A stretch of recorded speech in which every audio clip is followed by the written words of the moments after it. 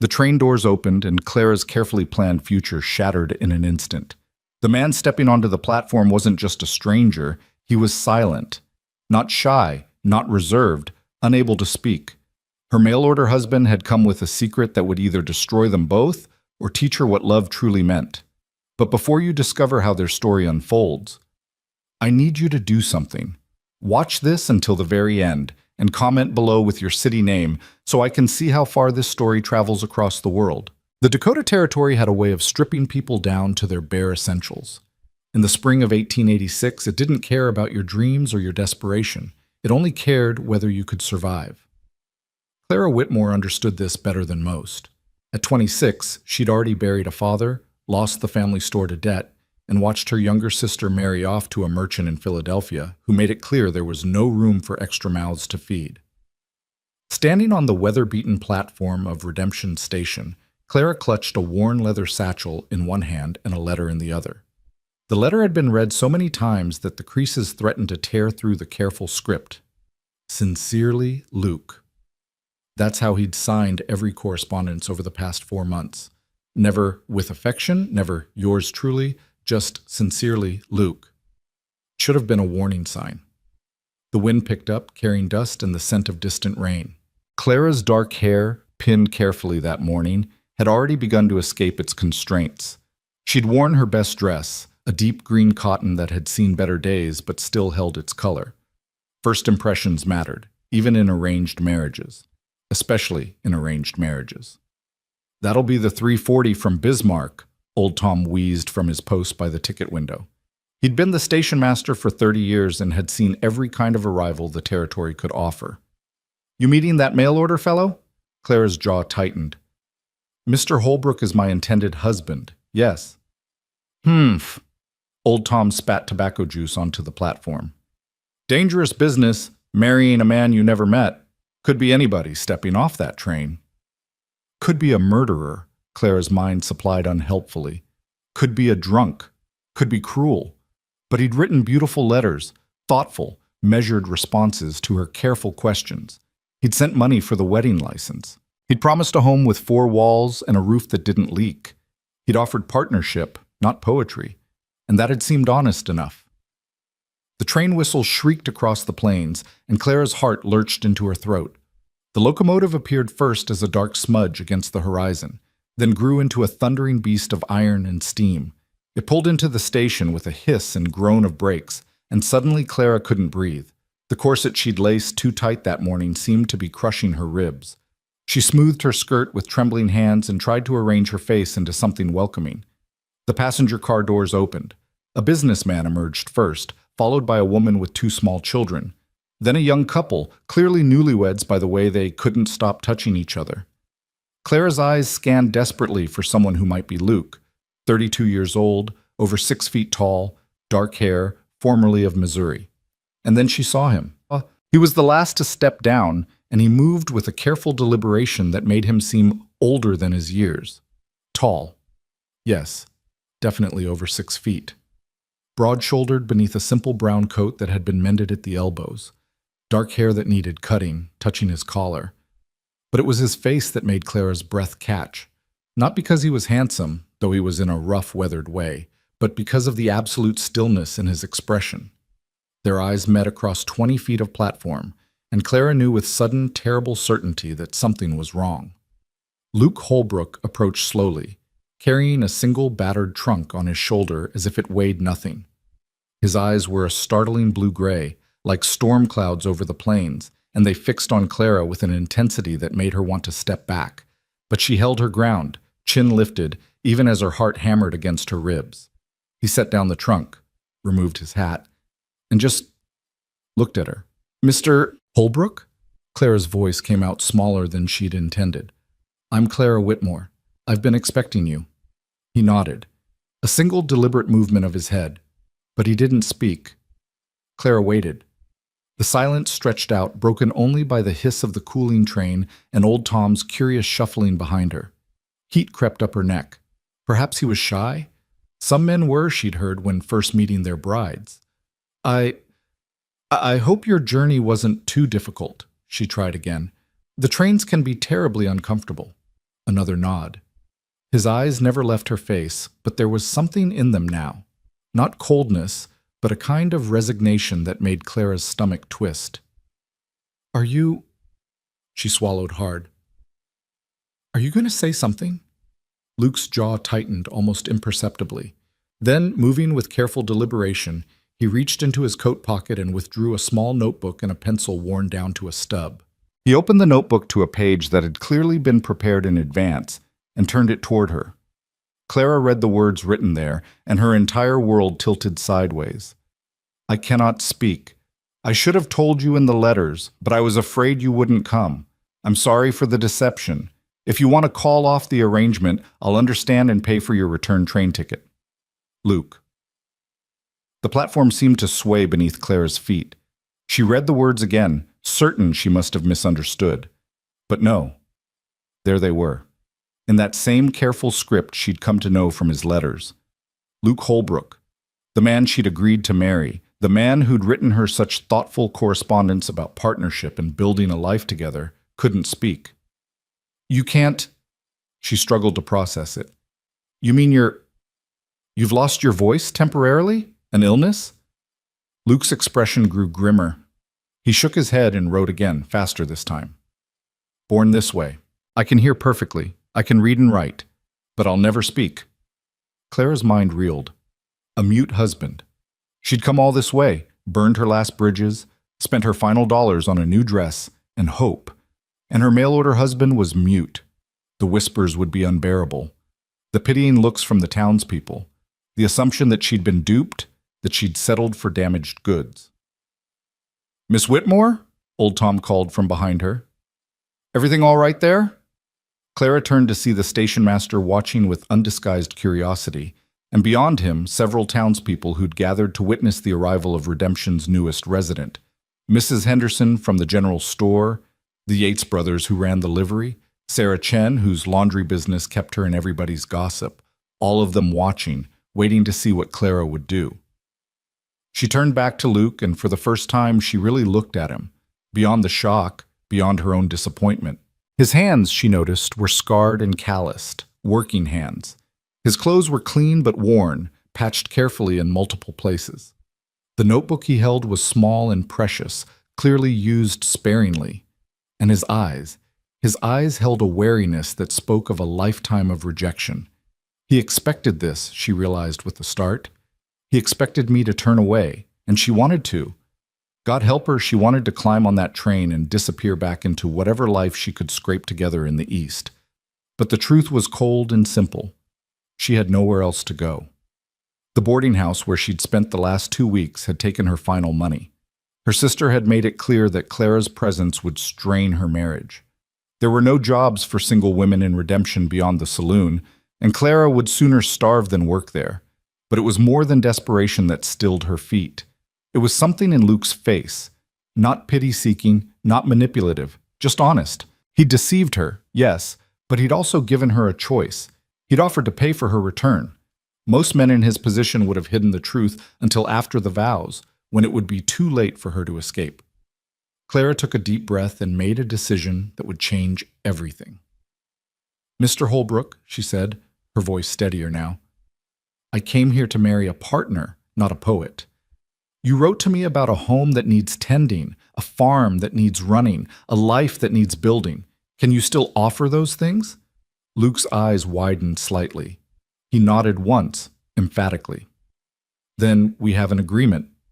Clara held out her hand, and after a moment's hesitation, Luke shook it. His grip was warm and strong, and Clara felt the roughness of old scars against her palm. Though I'll expect honesty from now on, no more secrets. Luke's mouth twitched, not quite a smile, but close, and he nodded again. He picked up his trunk, offered Clara his free arm, and together they walked off the platform and into their uncertain future. Behind them, Clara heard Mrs. Henderson's scandalized whisper, Did you see? The man can't even speak. What kind of marriage will that be? Clara's spine stiffened, but she kept walking. She'd show them all exactly what kind of marriage it would be. The wagon ride to Luke's farm took 40 minutes along a rutted dirt road that wound through prairie grass already greening with spring growth. Luke drove with the same quiet competence he seemed to bring to everything, his eyes scanning the horizon constantly, reading the land in ways Clara didn't yet understand. She tried several times to start a conversation before remembering that it would be entirely one-sided. The silence felt oppressive, heavy with all the questions she wanted to ask. Finally, frustrated, she said, "I'll need to learn to stop expecting responses, won't I?" Luke glanced at her, and one corner of his mouth lifted slightly. He couldn't drive the wagon and write simultaneously, but something in his expression suggested amusement. It irritated Clara immensely. "It's not funny," she said sharply. This is going to be very difficult." Luke's half-smile faded. He nodded once, serious now, and Clara felt a stab of guilt. This wasn't easy for him either. She needed to remember that. The farm, when it finally came into view, was smaller than Clara had imagined, but more substantial than she'd feared. The house was a simple rectangular structure with a covered porch, the wood weathered gray but solid-looking. A barn stood 30 yards away, and beyond that she could see a chicken coop, a small corral with 2 horses, and fields that had been prepared for planting. "It's nice," Clara said, meaning it. She'd half expected a soddy or a shack. This was a real home. Luke helped her down from the wagon, his hands steady at her waist, and for a moment they stood too close. Clara caught the scent of soap and leather and something earthy she couldn't name. His eyes were very blue up close, framed by sun creases that suggested he smiled more than she'd yet witnessed. Then he stepped back, picked up her satchel and his trunk, and led her inside. The interior was surprising. Clara had expected bachelor chaos, dirt floors, unwashed dishes, general disorder. Instead, she found swept wooden floors, simple but sturdy furniture, and honest-to-God curtains in the windows. The fireplace was clean, the dishes washed and stacked. Everything had its place. "You did all this yourself?" Clara asked, then felt foolish. Who else would have done it?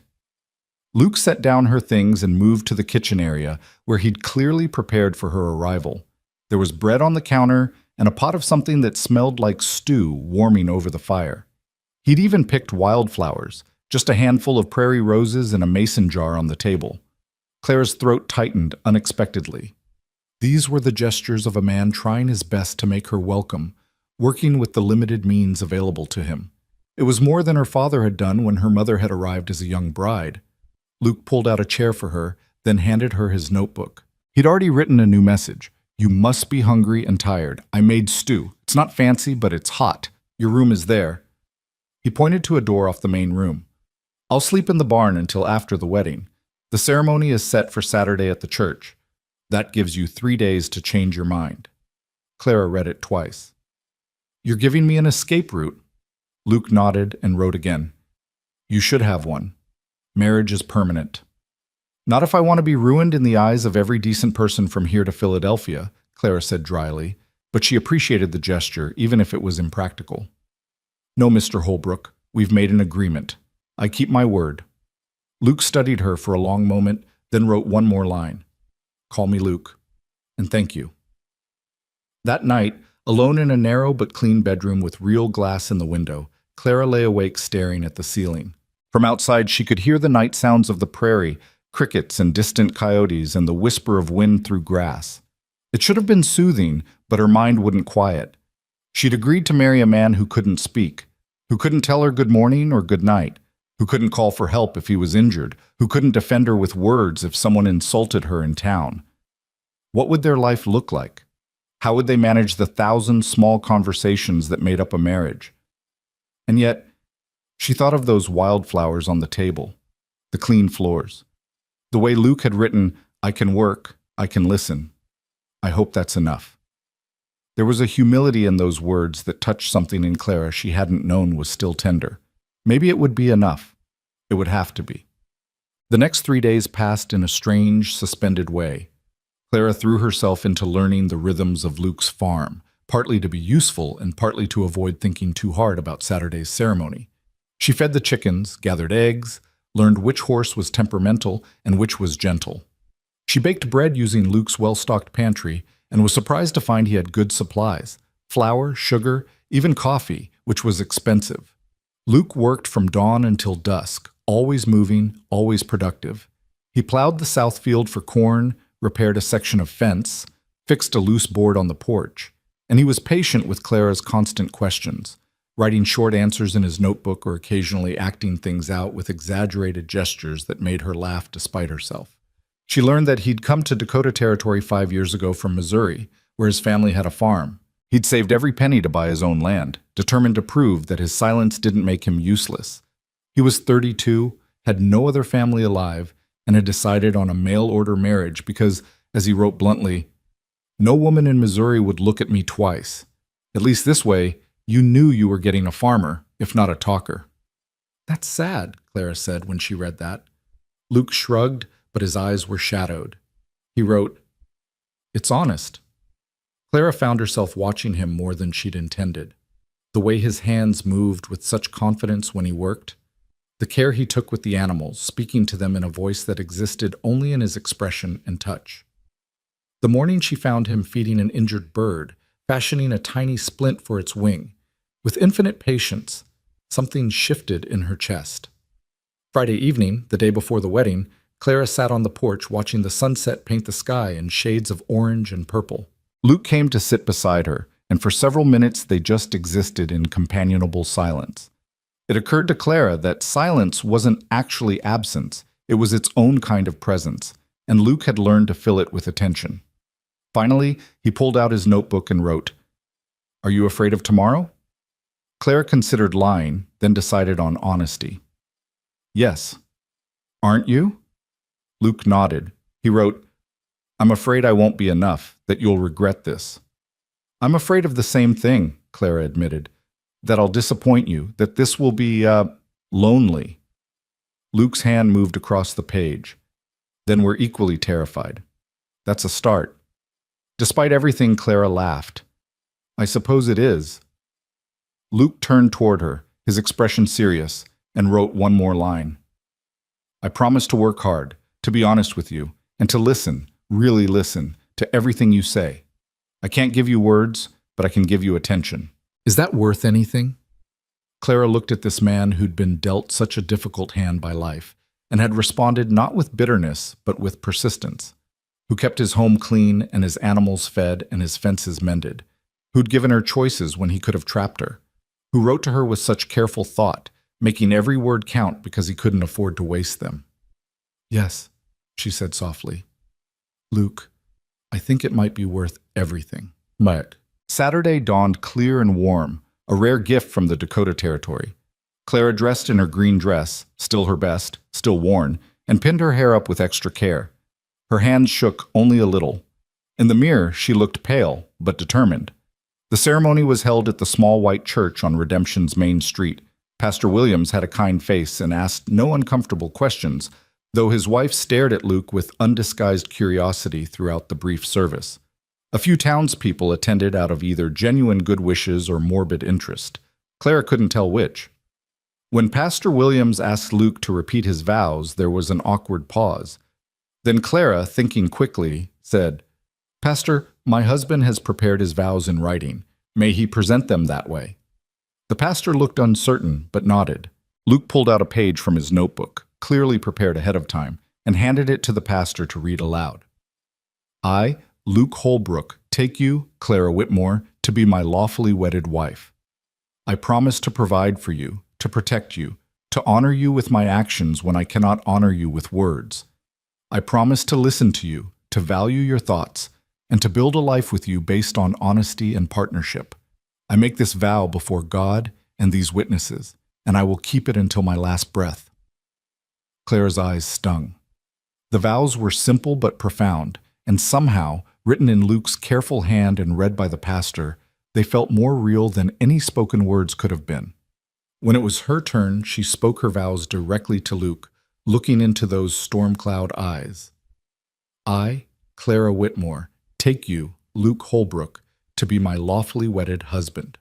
I promise to stand beside you, to speak for both of us when needed, to listen not just to words but to all the ways you communicate. I promise to build this life with you as true partners. I make this vow freely and will honor it all my days." "Then by the power vested in me," Pastor Williams intoned, I now pronounce you husband and wife. Luke, you may kiss your bride." Luke's eyes widened slightly. Clearly, he hadn't thought that far ahead. Clara's heart hammered as he leaned down slowly, giving her time to pull away if she wanted. His lips brushed hers softly, briefly, and she caught again that scent of soap and leather and spring rain. It wasn't passionate, but it was gentle, and that seemed right for this beginning. When they pulled apart, Clara was surprised to see something like wonder in Luke's expression, as if he hadn't quite believed this would happen. They signed the marriage certificate, Luke's signature bold and sure, and suddenly Clara was Mrs. Holbrook, married to a man who would never say her name aloud, but who'd promised to listen to everything she said. The wedding breakfast was held at the boarding house where Clara had stayed, arranged by the landlady, Mrs. Murphy, who was sentimental about love in any form. A few neighbors joined, some out of kindness, others clearly to get a better look at the odd couple, as Clara heard someone whisper.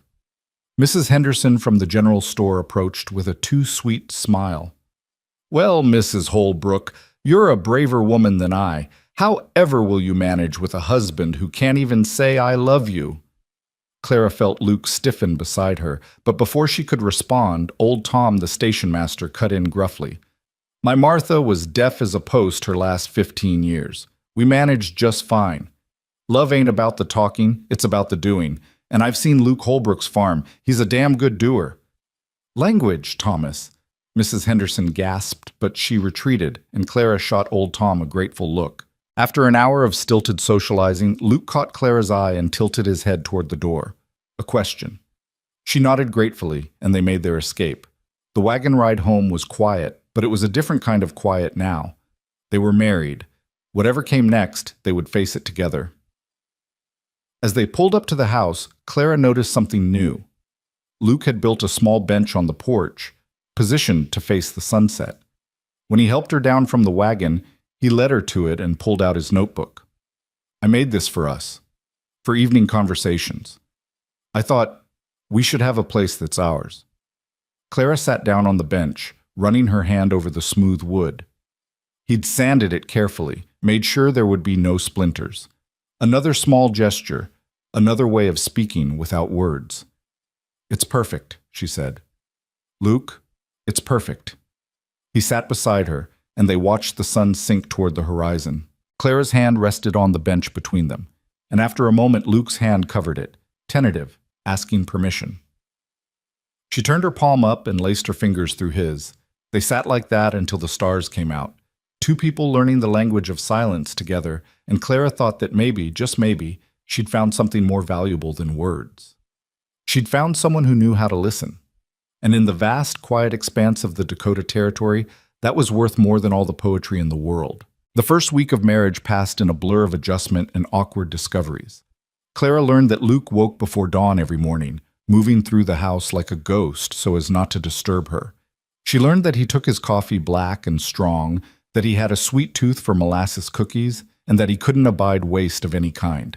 Every scrap of food was saved, every broken tool repaired rather than replaced, every penny accounted for in a ledger he kept with meticulous care. What surprised Clara most was how loud silence could be. In her father's house, there had always been noise.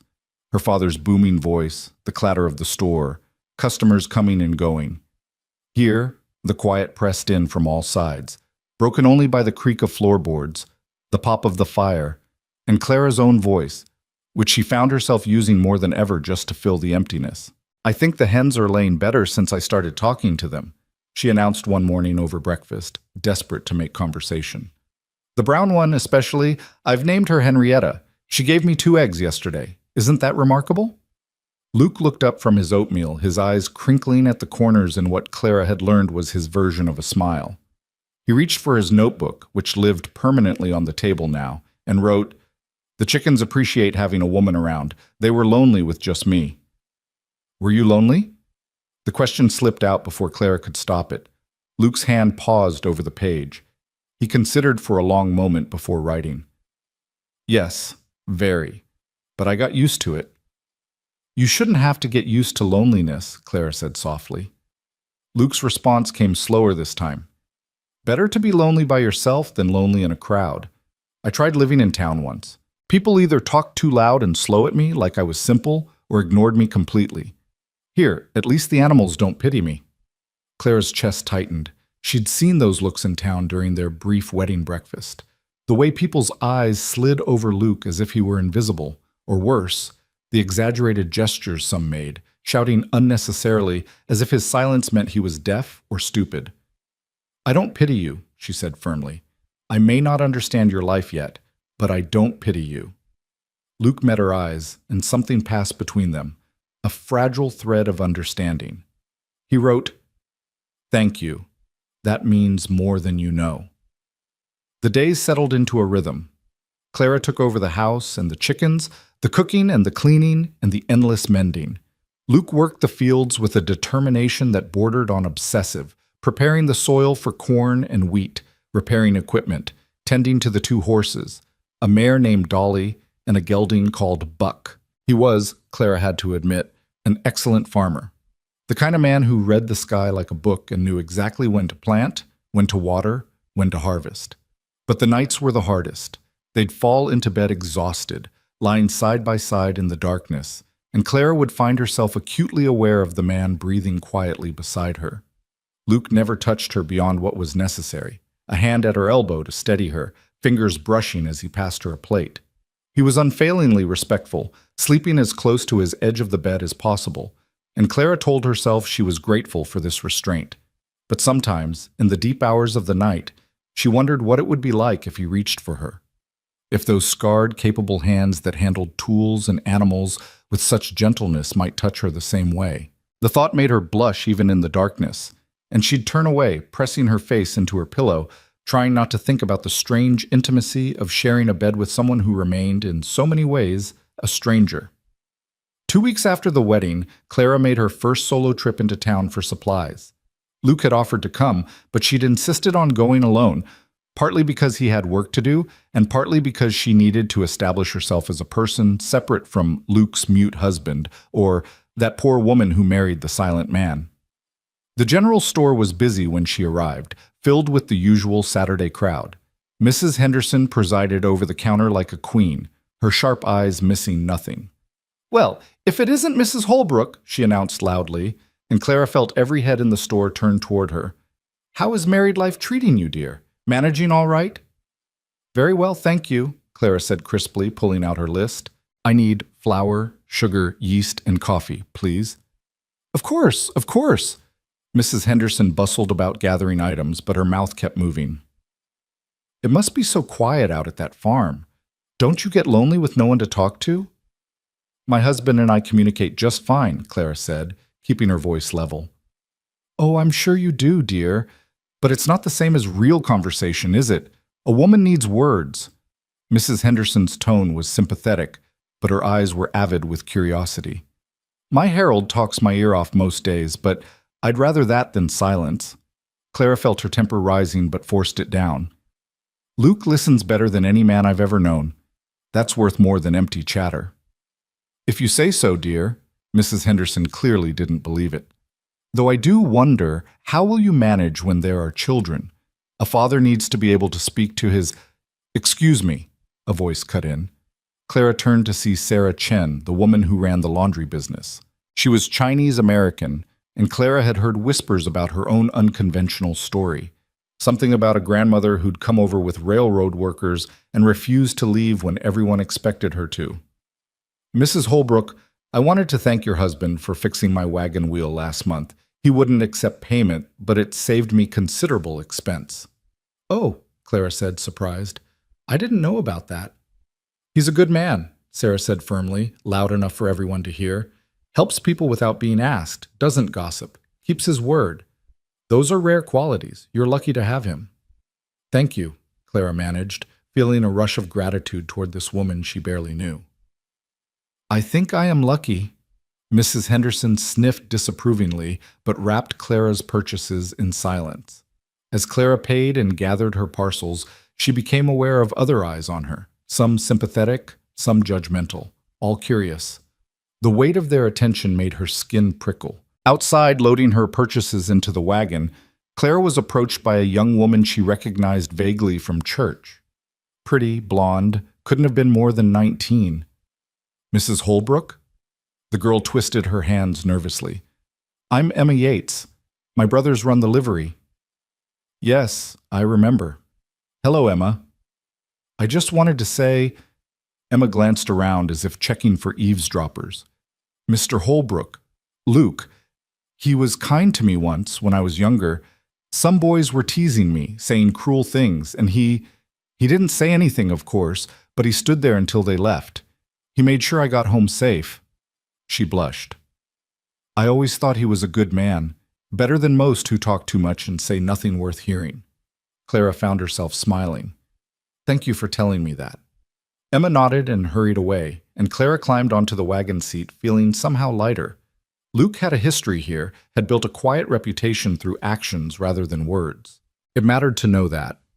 The ride home took her past the open prairie, and Clara found herself thinking about what Mrs. Henderson had said. About children.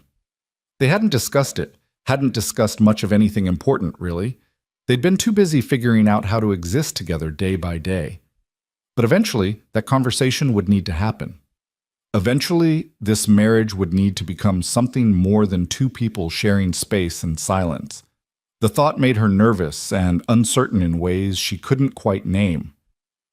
When she arrived home, she found Luke in the barn, grooming Dolly with long, patient strokes. He looked up when Clara's shadow fell across the doorway, and his whole face changed, softened, warmed. It was remarkable how expressive he could be without words once you learned to look. I'm back, Clara announced unnecessarily. Sarah Chen says thank you for fixing her wagon wheel. You didn't mention that. Luke shrugged and reached for the notebook he kept in his shirt pocket. It was nothing, just a loose spoke. It wasn't nothing to her, Clara said. Emma Yates also spoke to me. She remembered you being kind to her. Luke looked uncomfortable, ducking his head as he returned to brushing the mare. Clara watched him work for a moment, then gathered her courage. Luke, can we talk tonight? Really talk, I mean, about things. His hand stilled on the brush. He turned to face her fully, his expression cautious but open. He nodded once. Good, Clara said, though her stomach fluttered nervously. Good. I'll make supper. That evening, after the dishes were washed and put away, they sat together on the porch bench Luke had built. The sun was setting in streaks of gold and crimson, and somewhere in the distance a coyote called to its pack. Clara twisted her hands in her lap, trying to find the right words. I've been thinking about what people in town said today, about our marriage, about how we manage. Luke pulled out his notebook, but Clara stopped him with a hand on his arm. Just listen first, please. He nodded, giving her his full attention in that intense way he had. I know this isn't a love match, Clara continued. We both entered into this as a practical arrangement, but we're married now, and I think we need to decide what kind of marriage we want this to be. Are we partners? Friends? Just two people sharing space? Luke considered this, then wrote carefully. What do you want us to be? I don't know yet, Clara admitted, but I know I don't want us to be strangers who happen to live in the same house. I want to understand you better, and I want you to understand me. Luke's pen moved again. Ask me anything. Clara took a breath. The letters you wrote to me, they were so thoughtful. How did you learn to write like that? Luke's expression grew distant with memory. He wrote slowly. My mother taught me. She was a school teacher before she married my father. When she realized I couldn't speak, she made sure I could read and write better than anyone. She said if words were my only voice, I needed to make them count. She died when I was 12. I'm sorry, Clara whispered. What about your father? The pen scratched harshly across the page. He was ashamed of me. Thought I was cursed or punishment for his sins. He barely looked at me after Mother died. When I was old enough, I left. Haven't seen him since. Clara's heart ached for the boy Luke must have been, voiceless in a world that valued nothing so much as a man's ability to speak loudly and command attention. That must have been terribly lonely. It was, Luke wrote, but it taught me to be self-sufficient and to appreciate people who see past the silence. Is that why you chose a mail-order marriage? Because a woman who agreed to marry a stranger might be more willing to look past things? Luke's mouth quirked. Partly. Also because no woman in Missouri would look at me twice. I'm not handsome enough to make up for being mute, and I have no family fortune. At least this way I could offer land and a home. Something concrete. You are handsome, Clara said, then blushed furiously. I mean, you're not unpleasant to look at. That's not the issue. Luke's eyebrows rose and his eyes held unmistakable amusement. He wrote, "Thank you. You're not unpleasant to look at either." Despite her embarrassment, Clara laughed. Well, I'm glad we've established that we can both tolerate each other's faces. They sat in companionable silence for a moment. Then Luke wrote again. My turn to ask questions? Fair enough. Why did you agree to this? To marrying a stranger and coming to Dakota Territory? Clara had known this question would come eventually. She stared out at the darkening prairie, gathering her thoughts. My father died 2 years ago. He'd kept our debts hidden from me. Thought he'd be able to fix things before I found out. But when he died, the creditors came immediately. We lost the store, the house, everything. My sister Eliza had already married a merchant in Philadelphia. He let me stay with them for a while, but she swallowed hard. He made it clear I was a burden. Eliza was caught in the middle. I couldn't stay. Luke's hand covered hers on the bench, a gesture of comfort. I tried to find work, Clara continued, but there's not much available for unmarried women without family. Teaching requires certificates I don't have. Factory work is dangerous and pays almost nothing. The only other options were... She didn't need to finish that sentence. When I saw your advertisement, it seemed like a chance to have a home again, to be useful instead of pitied, even if it meant marrying a stranger. Luke wrote, Do you regret it? Clara considered the question honestly. I regret that you weren't truthful in your letters. I regret that I don't know how this will work yet. But do I regret being here, having a roof over my head, having purpose? No, I don't regret that. That's not exactly a ringing endorsement of matrimony. It's honest, Clara said, echoing his words from days earlier. I think we owe each other honesty, don't we? Luke nodded. He wrote one more line. I'll try to be the husband you deserve, even if I can't be the one you wanted. Luke, Clara turned to face him fully. I didn't want anyone. I needed security, and you offered it. Maybe that's not romantic, but it's true. And now that I'm here, I'd like to try to build something real. Not just security, but partnership. Maybe even friendship. Luke's eyes searched her face in the fading light. Then he wrote, I'd like that too, more than I can say. The irony of that last phrase hung between them for a moment before they both smiled.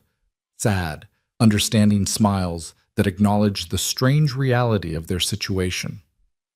We're quite a pair, aren't we? Clara said softly. A woman with nowhere else to go and a man no one else would take. Luke shook his head and wrote firmly, a woman brave enough to start over and a man patient enough to wait for someone worth waiting for. Clara's throat tightened. That's a kinder way to put it. It's a truer way. They sat together until the stars emerged, neither speaking or not speaking, just existing in each other's presence. And Clara thought that maybe this was what marriage could be, not grand passion or constant conversation, but this quiet acceptance, this willingness to sit beside someone and let the silence be companionable rather than lonely. It wasn't what she dreamed of as a girl, but then again, girlhood dreams rarely survived contact with reality. This was what she had. A farm on the prairie, a husband who couldn't speak but who listened with his entire being, and a future that remained uncertain but possible. For now, that was enough. The following weeks brought spring in earnest, and with it, a deluge of work. The fields needed planting, the garden needed tending, the chickens seemed determined to escape their coop at every opportunity, and the roof developed a leak during a torrential rainstorm that had Luke up at midnight trying to patch it, while Clara held the ladder and worried he'd break his neck. Through it all, they developed their own peculiar rhythm of communication. Clara learned to read Luke's gestures. A tilt of his head meant he was listening closely.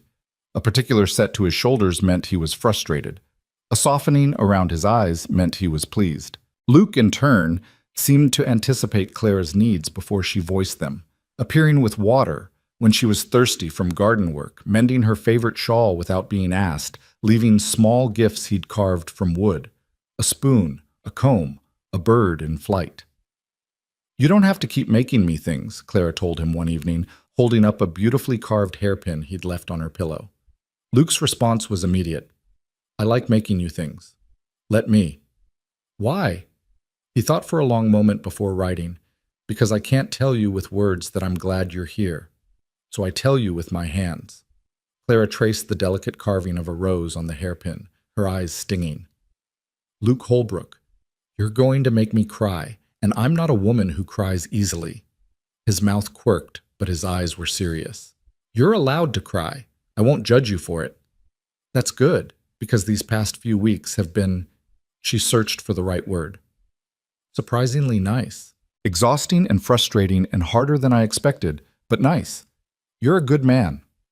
Luke ducked his head, clearly uncomfortable with the praise, and changed the subject by pointing to the vegetables sprouting in the garden, a clear invitation to discuss something less emotionally fraught. Clara let him deflect, but she filed away the moment in her memory.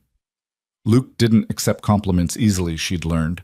Criticism rolled off him. He'd endured too much of it to be wounded by it now.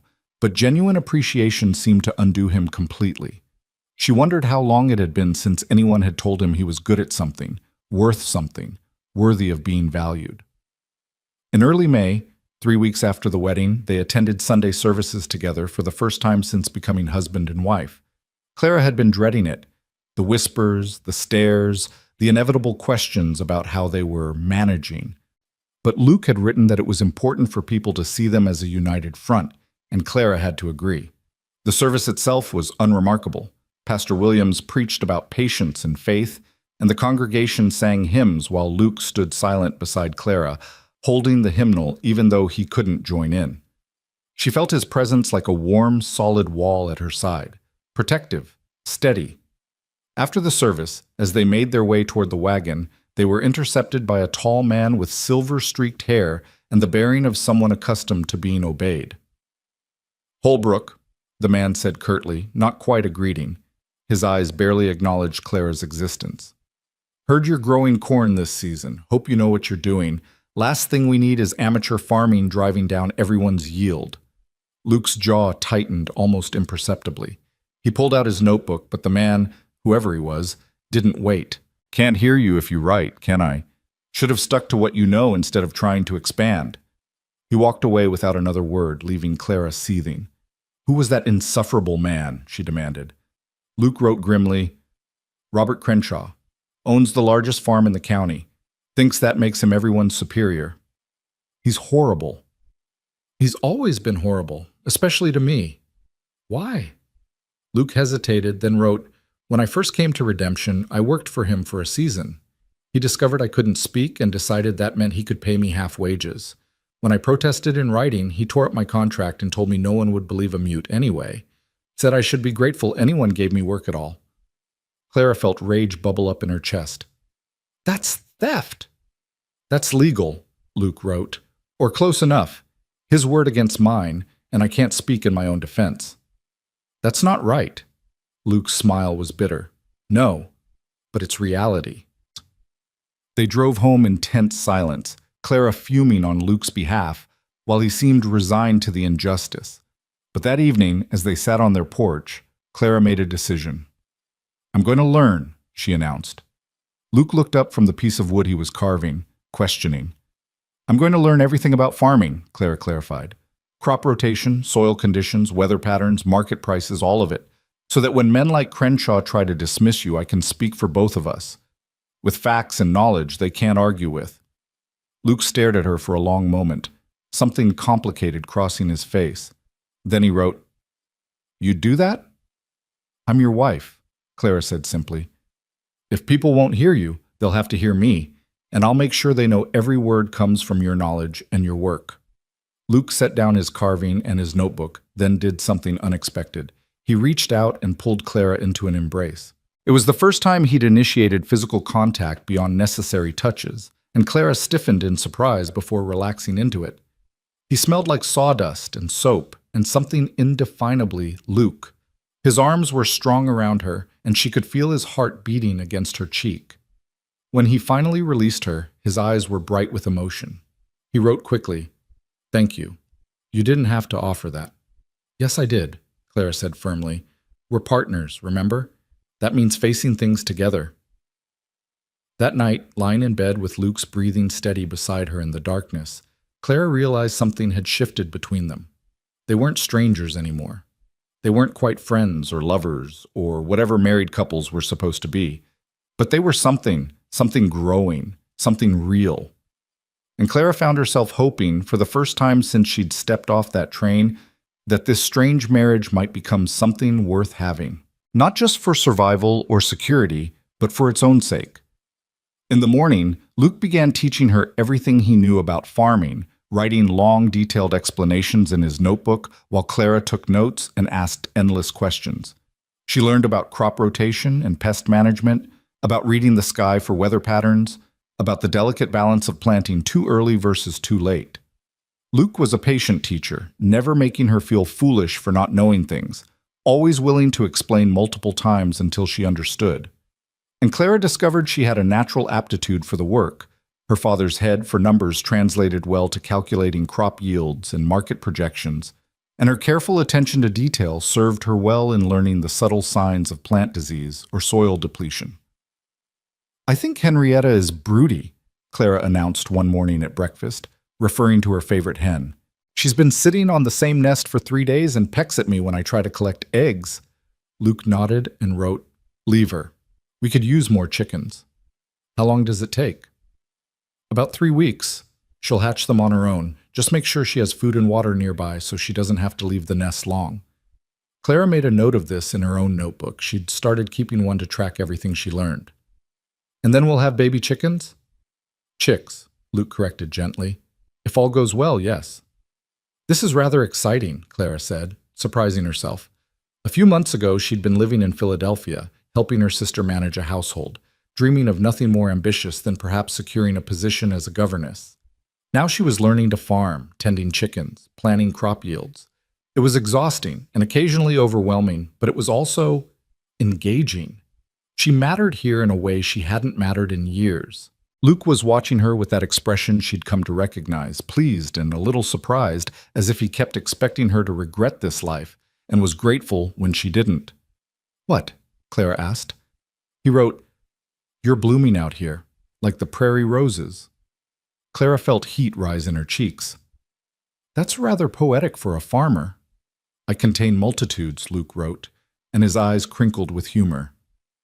Yes, Clara said softly. You do. The moment stretched between them, charged with something Clara couldn't quite name.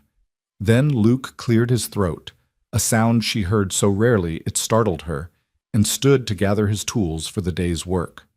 But as he passed Clara's chair, his hand brushed her shoulder, a fleeting touch that might have been accidental but felt deliberate.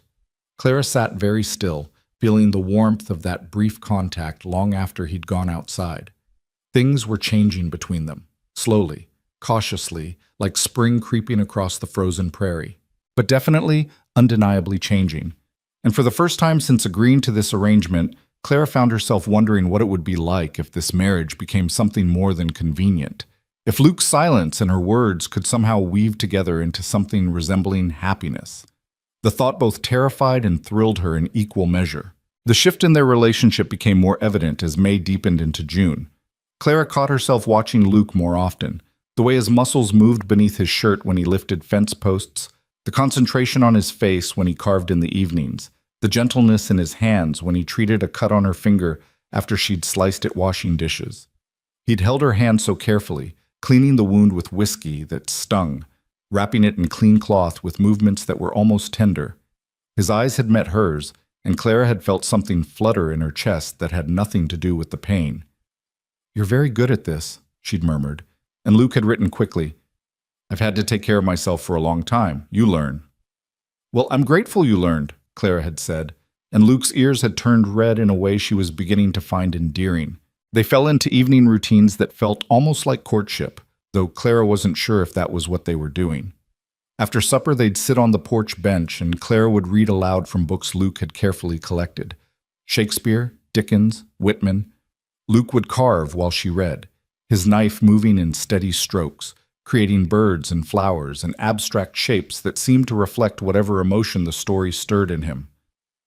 Do you have a favorite? Clara asked one evening, closing a volume of poetry.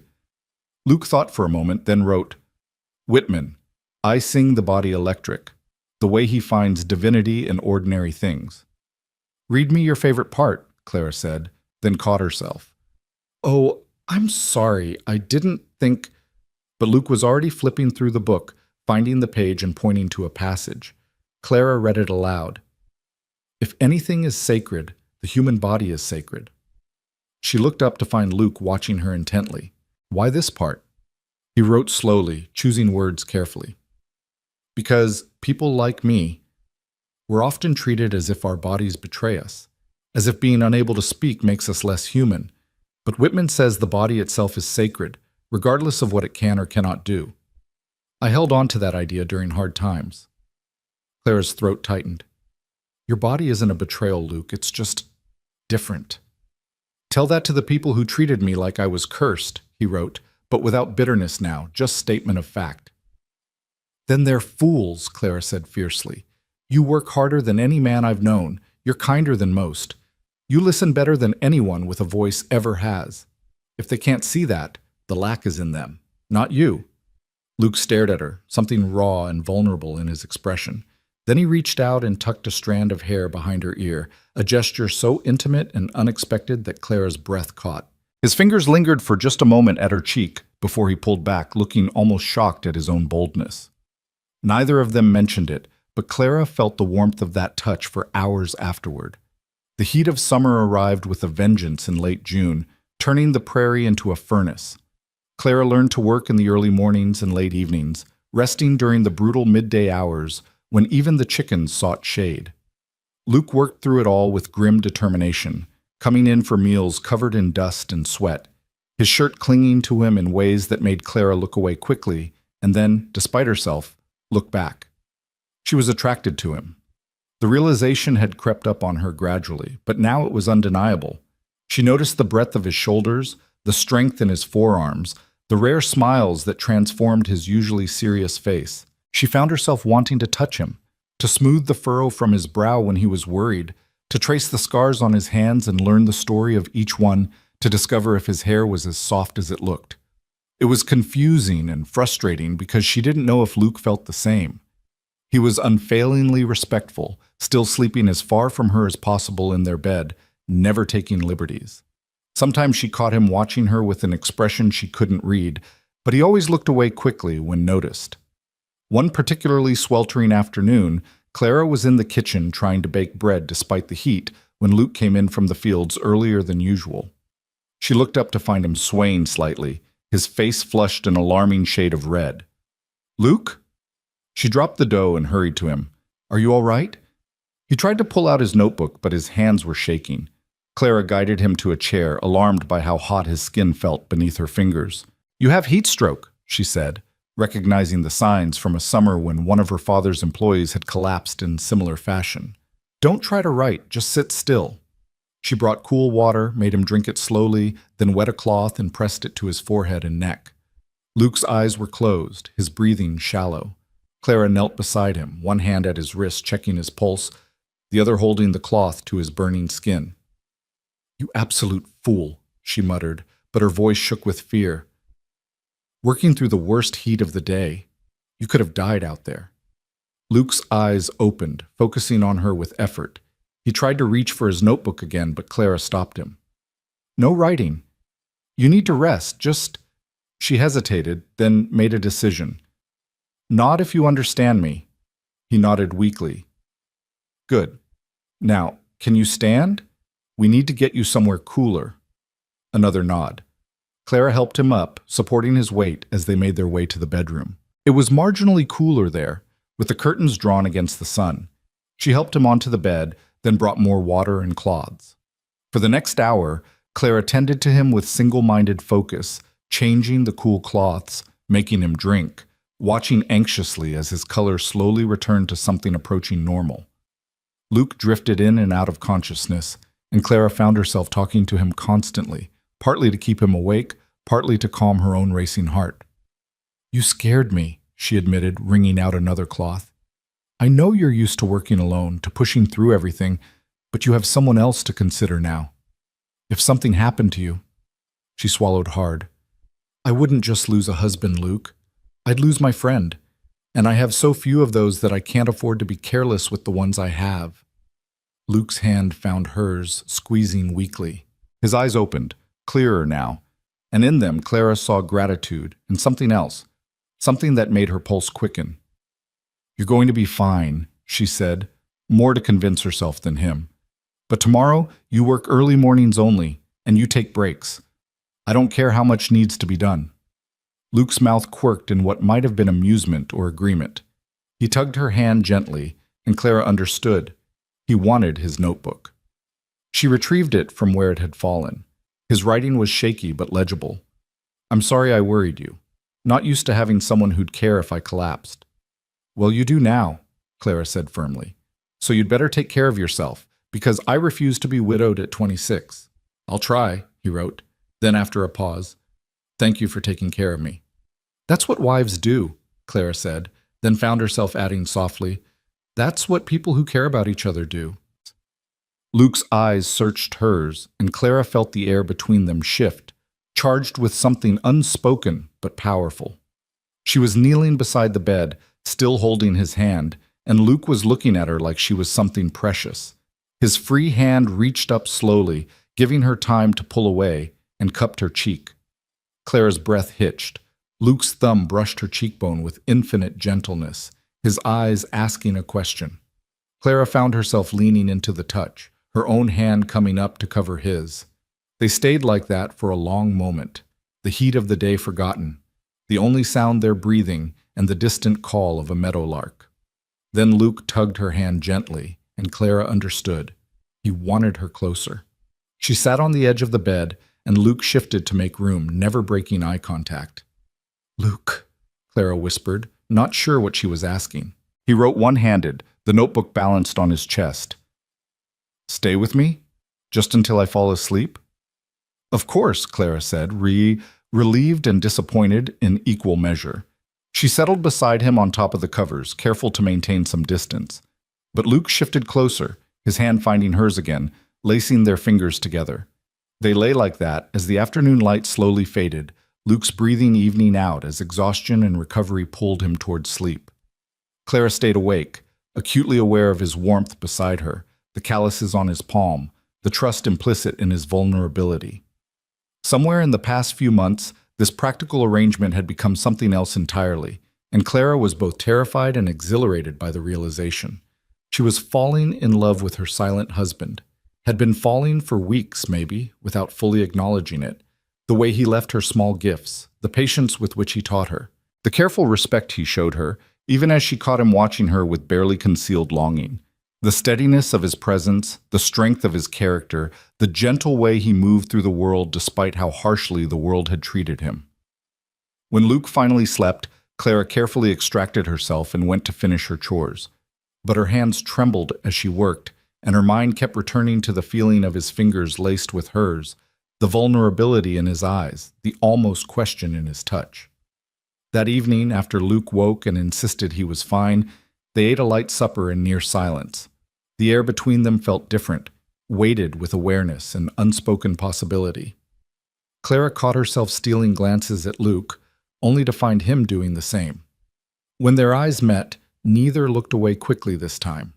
After the dishes were cleaned, they sat on the porch as usual, but the comfortable routine felt charged with tension. Clara tried to read, but the words blurred together.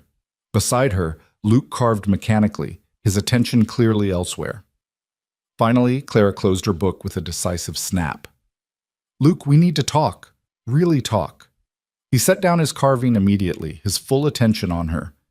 She appreciated that about him. When she spoke, he listened with his entire being.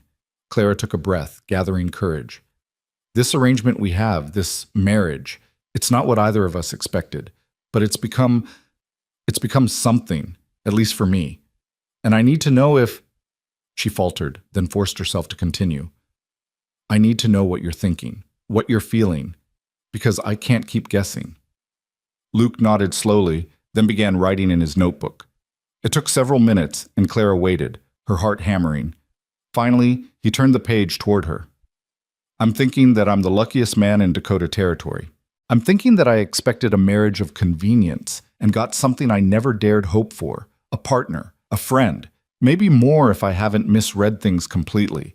I'm feeling grateful and terrified in equal measure because I've never had something this good, and I'm afraid I'll somehow destroy it through sheer inexperience.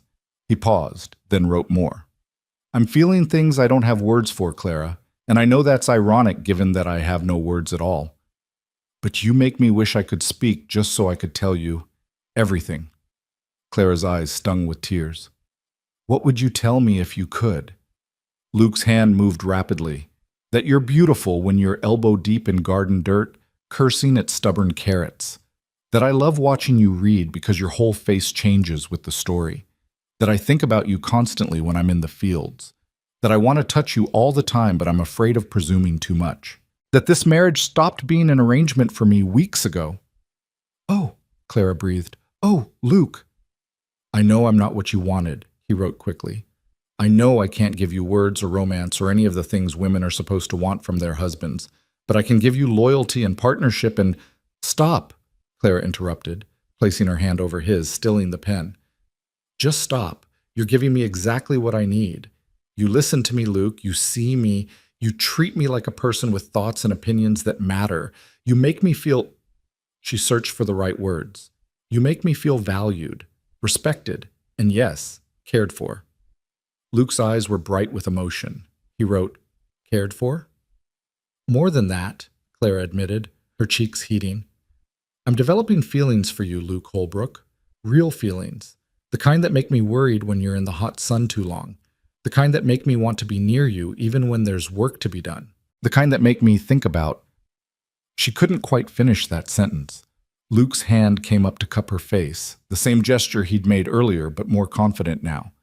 His eyes asked permission, and Clara gave it with a small nod. He leaned in slowly, giving her every opportunity to change her mind, and pressed his lips to hers. It was nothing like the brief, formal kiss at their wedding. This was soft and searching, tentative but warm. Luke's hand slid to the back of her neck, and Clara's fingers gripped his shirt, pulling him closer. The kiss deepened, and Clara felt heat bloom through her body, want and need and affection all tangled together. When they finally broke apart, both breathing hard, Luke rested his forehead against hers. Clara could feel him trembling slightly. That was— She started, then laughed breathlessly. That was worth waiting for. Luke's smile was brilliant, transforming his whole face. He kissed her again, softer this time, then reached for his notebook with visible reluctance. I've wanted to do that for weeks, he wrote, but I wasn't sure if you'd want me to. I want you to, Clara said firmly. I want you to kiss me. I want you to touch me. I want this marriage to be real, Luke, in every way. Luke's eyes darkened with understanding and desire. He wrote, Are you sure? We don't have to rush anything. I'm sure, Clara said, surprising herself with her certainty. I'm sure about you, about us. I don't know when it happened exactly, but somewhere between the chicken coop and the cornfields and your terrible coffee, I fell for you. My coffee isn't terrible, Luke wrote, but he was smiling.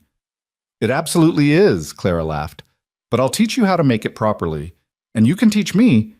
She stopped, suddenly shy. Luke's eyebrows rose questioningly. He wrote, Teach you what? Clara took his hand and placed it over her rapidly beating heart. Teach me how to speak your language. Not just the practical parts, but the intimate ones. I want to learn to read you the way you read me. Luke's expression grew serious and tender at once. He wrote carefully, That might be the most romantic thing anyone has ever said to me. Well then, you've been associating with the wrong people, Clara said, because you deserve romance, Luke. You deserve to be courted and desired and loved. Loved? Luke wrote, his hand shaking slightly. Clara met his eyes steadily. I'm getting there. Maybe I'm already there and just too scared to say it plainly. But yes, love. I think that's what this is becoming. Luke pulled her close, burying his face in her hair, and Clara felt his chest heave with emotion. She held him tightly, understanding that this vulnerability was precious, that Luke had spent so much of his life guarding himself against rejection that opening up required courage she couldn't fully fathom. When he finally pulled back, his eyes were wet, but he was smiling. He kissed her again, and this time there was joy in it, relief and happiness and promise. They sat together as the stars emerged, kissing and touching with growing confidence, learning the geography of each other's bodies through clothes that suddenly seemed like barriers. Clara felt desire pooling low in her belly, a warmth that had nothing to do with the summer heat. Luke's hands were gentle but sure, tracing the line of her jaw, the curve of her waist, asking permission with every touch.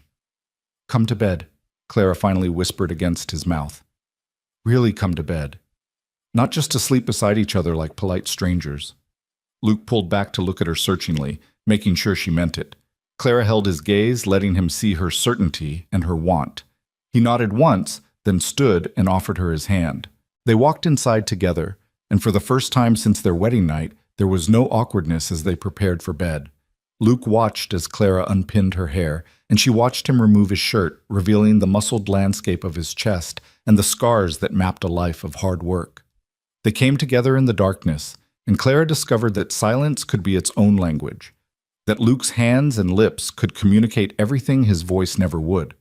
He was gentle and patient, checking constantly for her comfort, moving slowly despite the desire Clara could feel thrumming through him.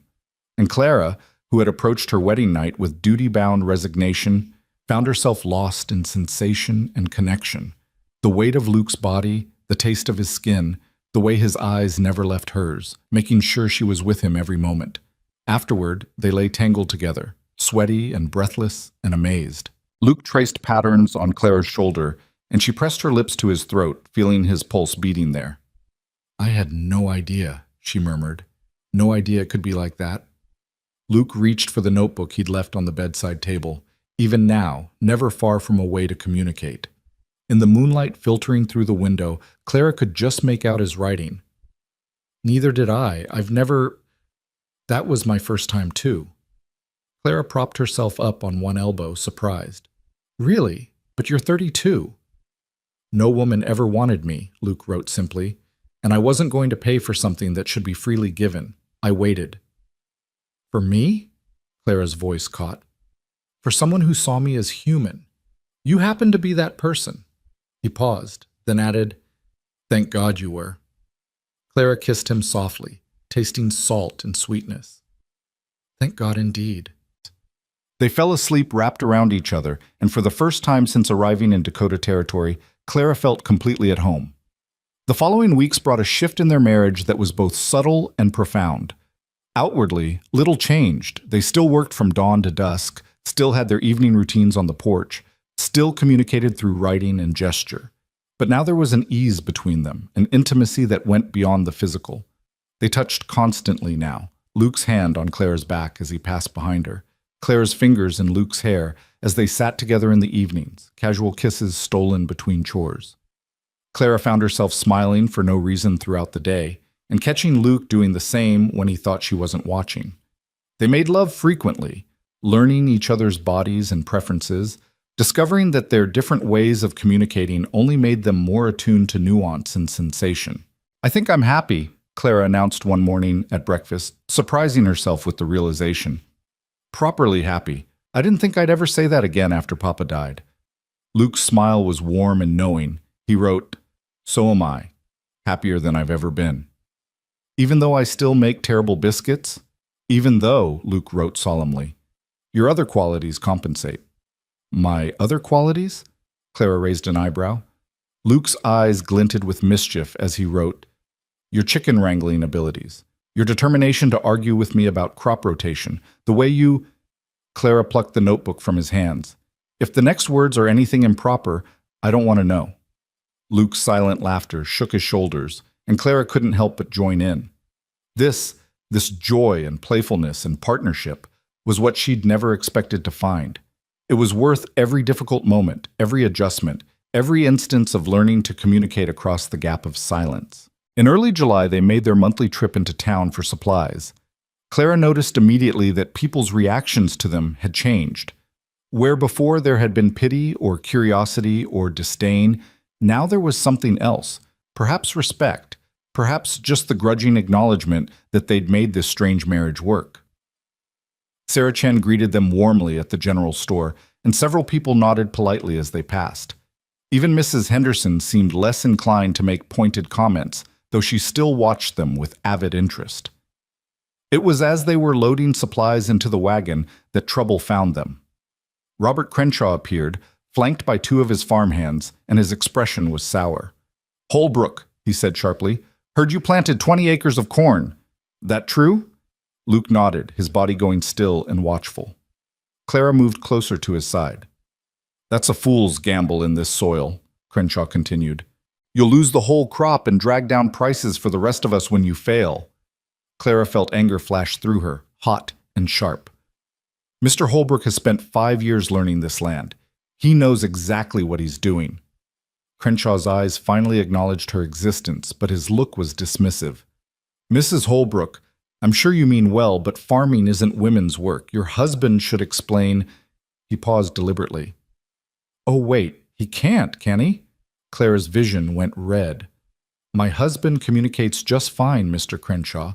Perhaps if you spent less time talking and more time listening, you'd learn something useful. As for the corn, Luke has prepared the soil properly, selected varieties suited to this climate, and calculated the irrigation needs down to the gallon. His crop will not only succeed, it will likely outperform yours because he approaches farming with intelligence rather than arrogance." Crenshaw's face darkened. "You don't know what you're talking about." "Don't I?" Clara pulled out her own notebook. She carried one now, filled with all the information Luke had taught her. "The south field has been properly fertilized with composted manure for 2 years, building the soil quality. The corn varieties are drought-resistant strains obtained from the Agricultural Extension Office. Luke has installed a windmill-powered irrigation system that provides consistent water during dry spells. Would you like me to continue, or would you prefer to stop insulting someone who knows more about successful farming than you ever will?" There was dead silence. Several townspeople had gathered to listen, and Clara saw Sarah Chen hiding a smile. Even Crenshaw's farmhands looked impressed. Crenshaw's jaw worked. "Well, I see Holbrook has taught his wife to be as uppity as he is presumptuous." "Uppity?" Clara's voice could have cut glass. "I'm defending my husband's reputation against baseless attacks from a man too insecure to acknowledge that someone he dismissed as inferior might actually be more skilled than him." "Clara." Luke touched her arm gently, a calming gesture. But when Clara looked at him, his eyes were shining with pride and something like awe. "No," Clara said firmly. "You've been silent long enough, letting men like this speak for you, or over you, or about you. But I have a voice, Luke, and I'm going to use it. For both of us." She turned back to Crenshaw. "My husband is one of the finest farmers in this county. He works harder, plans better, and treats his land with more respect than most men I've observed. If you have a problem with his methods or his success, that's your issue, not his. Now, if you'll excuse us, we have a farm to run." She climbed onto the wagon, and Luke followed, his hand finding hers once they were settled. As they pulled away, Claire could see the gathered crowd parting, could feel their eyes following. Let them stare, let them talk. She and Luke had nothing to be ashamed of. They rode in silence for several minutes before Luke pulled the wagon to the side of the road, away from town. He turned to Clara, his expression intense, and pulled out his notebook with shaking hands. "That was the bravest thing I've ever seen," he wrote. "No one has ever defended me like that. Most people just let Crenshaw say whatever he wants because it's easier than arguing with him." "Well, I'm not most people," Clara said, still trembling with adrenaline. "And I won't let anyone diminish you, Luke. Not while I have breath in my body." Luke set down his notebook and cupped her face in both hands, his eyes blazing with emotion. He kissed her deeply, pouring everything he couldn't say into the gesture, gratitude and pride and love and wonder. When they broke apart, Clara was breathless. "I love you," she said, the words escaping before she could think better of them. "I know we haven't said it yet, but I do. I love you, Luke Holbrook. Your silence, your strength, your gentleness, your stubborn determination, all of it. I love all of it." Luke's eyes filled with tears. His hands shook as he picked up his notebook again. "I love you too, have loved you for weeks. Maybe from the moment you chose to stay instead of taking that return train ticket. You could have left, but you stayed. You gave me a chance when no one else would. How could I not love you?" Clara launched herself at him, nearly knocking them both off the wagon seat. Luke caught her, laughing silently, his whole body shaking with it. They held each other in the middle of the prairie road, and Clara thought that this messy, unexpected, beautiful love was worth every hardship that had led her here. "We should probably go home," she said eventually, still clinging to him. "The chickens will be wondering where we are." Luke nodded, his smile brilliant, and guided the horses back onto the road. But he kept one arm around Clara the whole way home, and she leaned into him, feeling more secure and valued than she ever had in her entire life. That night, they sat on their porch bench watching the stars emerge, and Luke carved while Clara simply watched his hands move. There was a peace between them now, hard-won and precious. "Do you ever wish you could speak?" Clara asked quietly. "I know you can't, and I'm not suggesting you should. I just wonder if you wish things were different." Luke set down his carving and thought for a long moment before writing. "Sometimes, when I want to shout at men like Crenshaw, when I want to tell you I love you out loud instead of writing it, when I imagine having children someday and wonder how I'll communicate with them." He paused, then continued. "But mostly, no. This is who I am. My silence taught me to observe, to listen, really listen, to communicate in ways most people never learn. It made me patient and thoughtful. It made me see value in actions over words. Would I choose it if given a choice? Maybe not, but I can't regret something that made me who I am, the man you fell in love with." Clara's throat tightened. "You're remarkable, do you know that?" "I'm ordinary," Luke wrote. "Just a man who learned to work with what he has instead of mourning what he doesn't." "That's what makes you remarkable," Clara insisted. She took his scarred hand in hers, tracing the lines. "These hands speak volumes, Luke. Every callus, every scar tells a story of perseverance and hard work. You don't need words when your whole life is an eloquent testimony to your character." Luke pulled her close, and they sat like that as the summer night deepened around them. Two souls who'd found each other across silence and circumstance and had built something real from the ruins of their separate loneliness. In the distance, a coyote called, and another answered. Clara thought about voices and silence, about all the ways people communicated and all the ways love manifested. She'd once thought she needed words, declarations, poetry, but Luke had taught her that love could be quiet, could exist in steady presence and patient teaching, in defended reputations and gentle touches, in the way someone looked at you like you hung the stars. "I'm glad I got on that train," Clara whispered into the darkness. Luke's arm tightened around her, and even without words, Clara understood his response perfectly. "So am I. So am I. So am I." August arrived with scorching heat and the kind of dry wind that made farmers anxious. Clara watched the sky obsessively now, having learned from Luke to read the subtle signs of coming weather. The corn stood tall in the south field, the stalks a vibrant green that seemed almost defiant against the parched prairie. Luke checked the irrigation system twice daily, his movements precise and worried. "It's going to be all right," Clara told him one evening as they surveyed the fields together. "You've prepared for this." Luke's expression was tense. He wrote, "A week without rain and even the irrigation won't be enough. The well water is already running lower than usual." "Then we pray for rain," Clara said simply. "And we trust that all your hard work will see us through." But Luke's anxiety was contagious, and Clara found herself startling awake at night at the slightest sound, hoping for the patter of rain on the roof.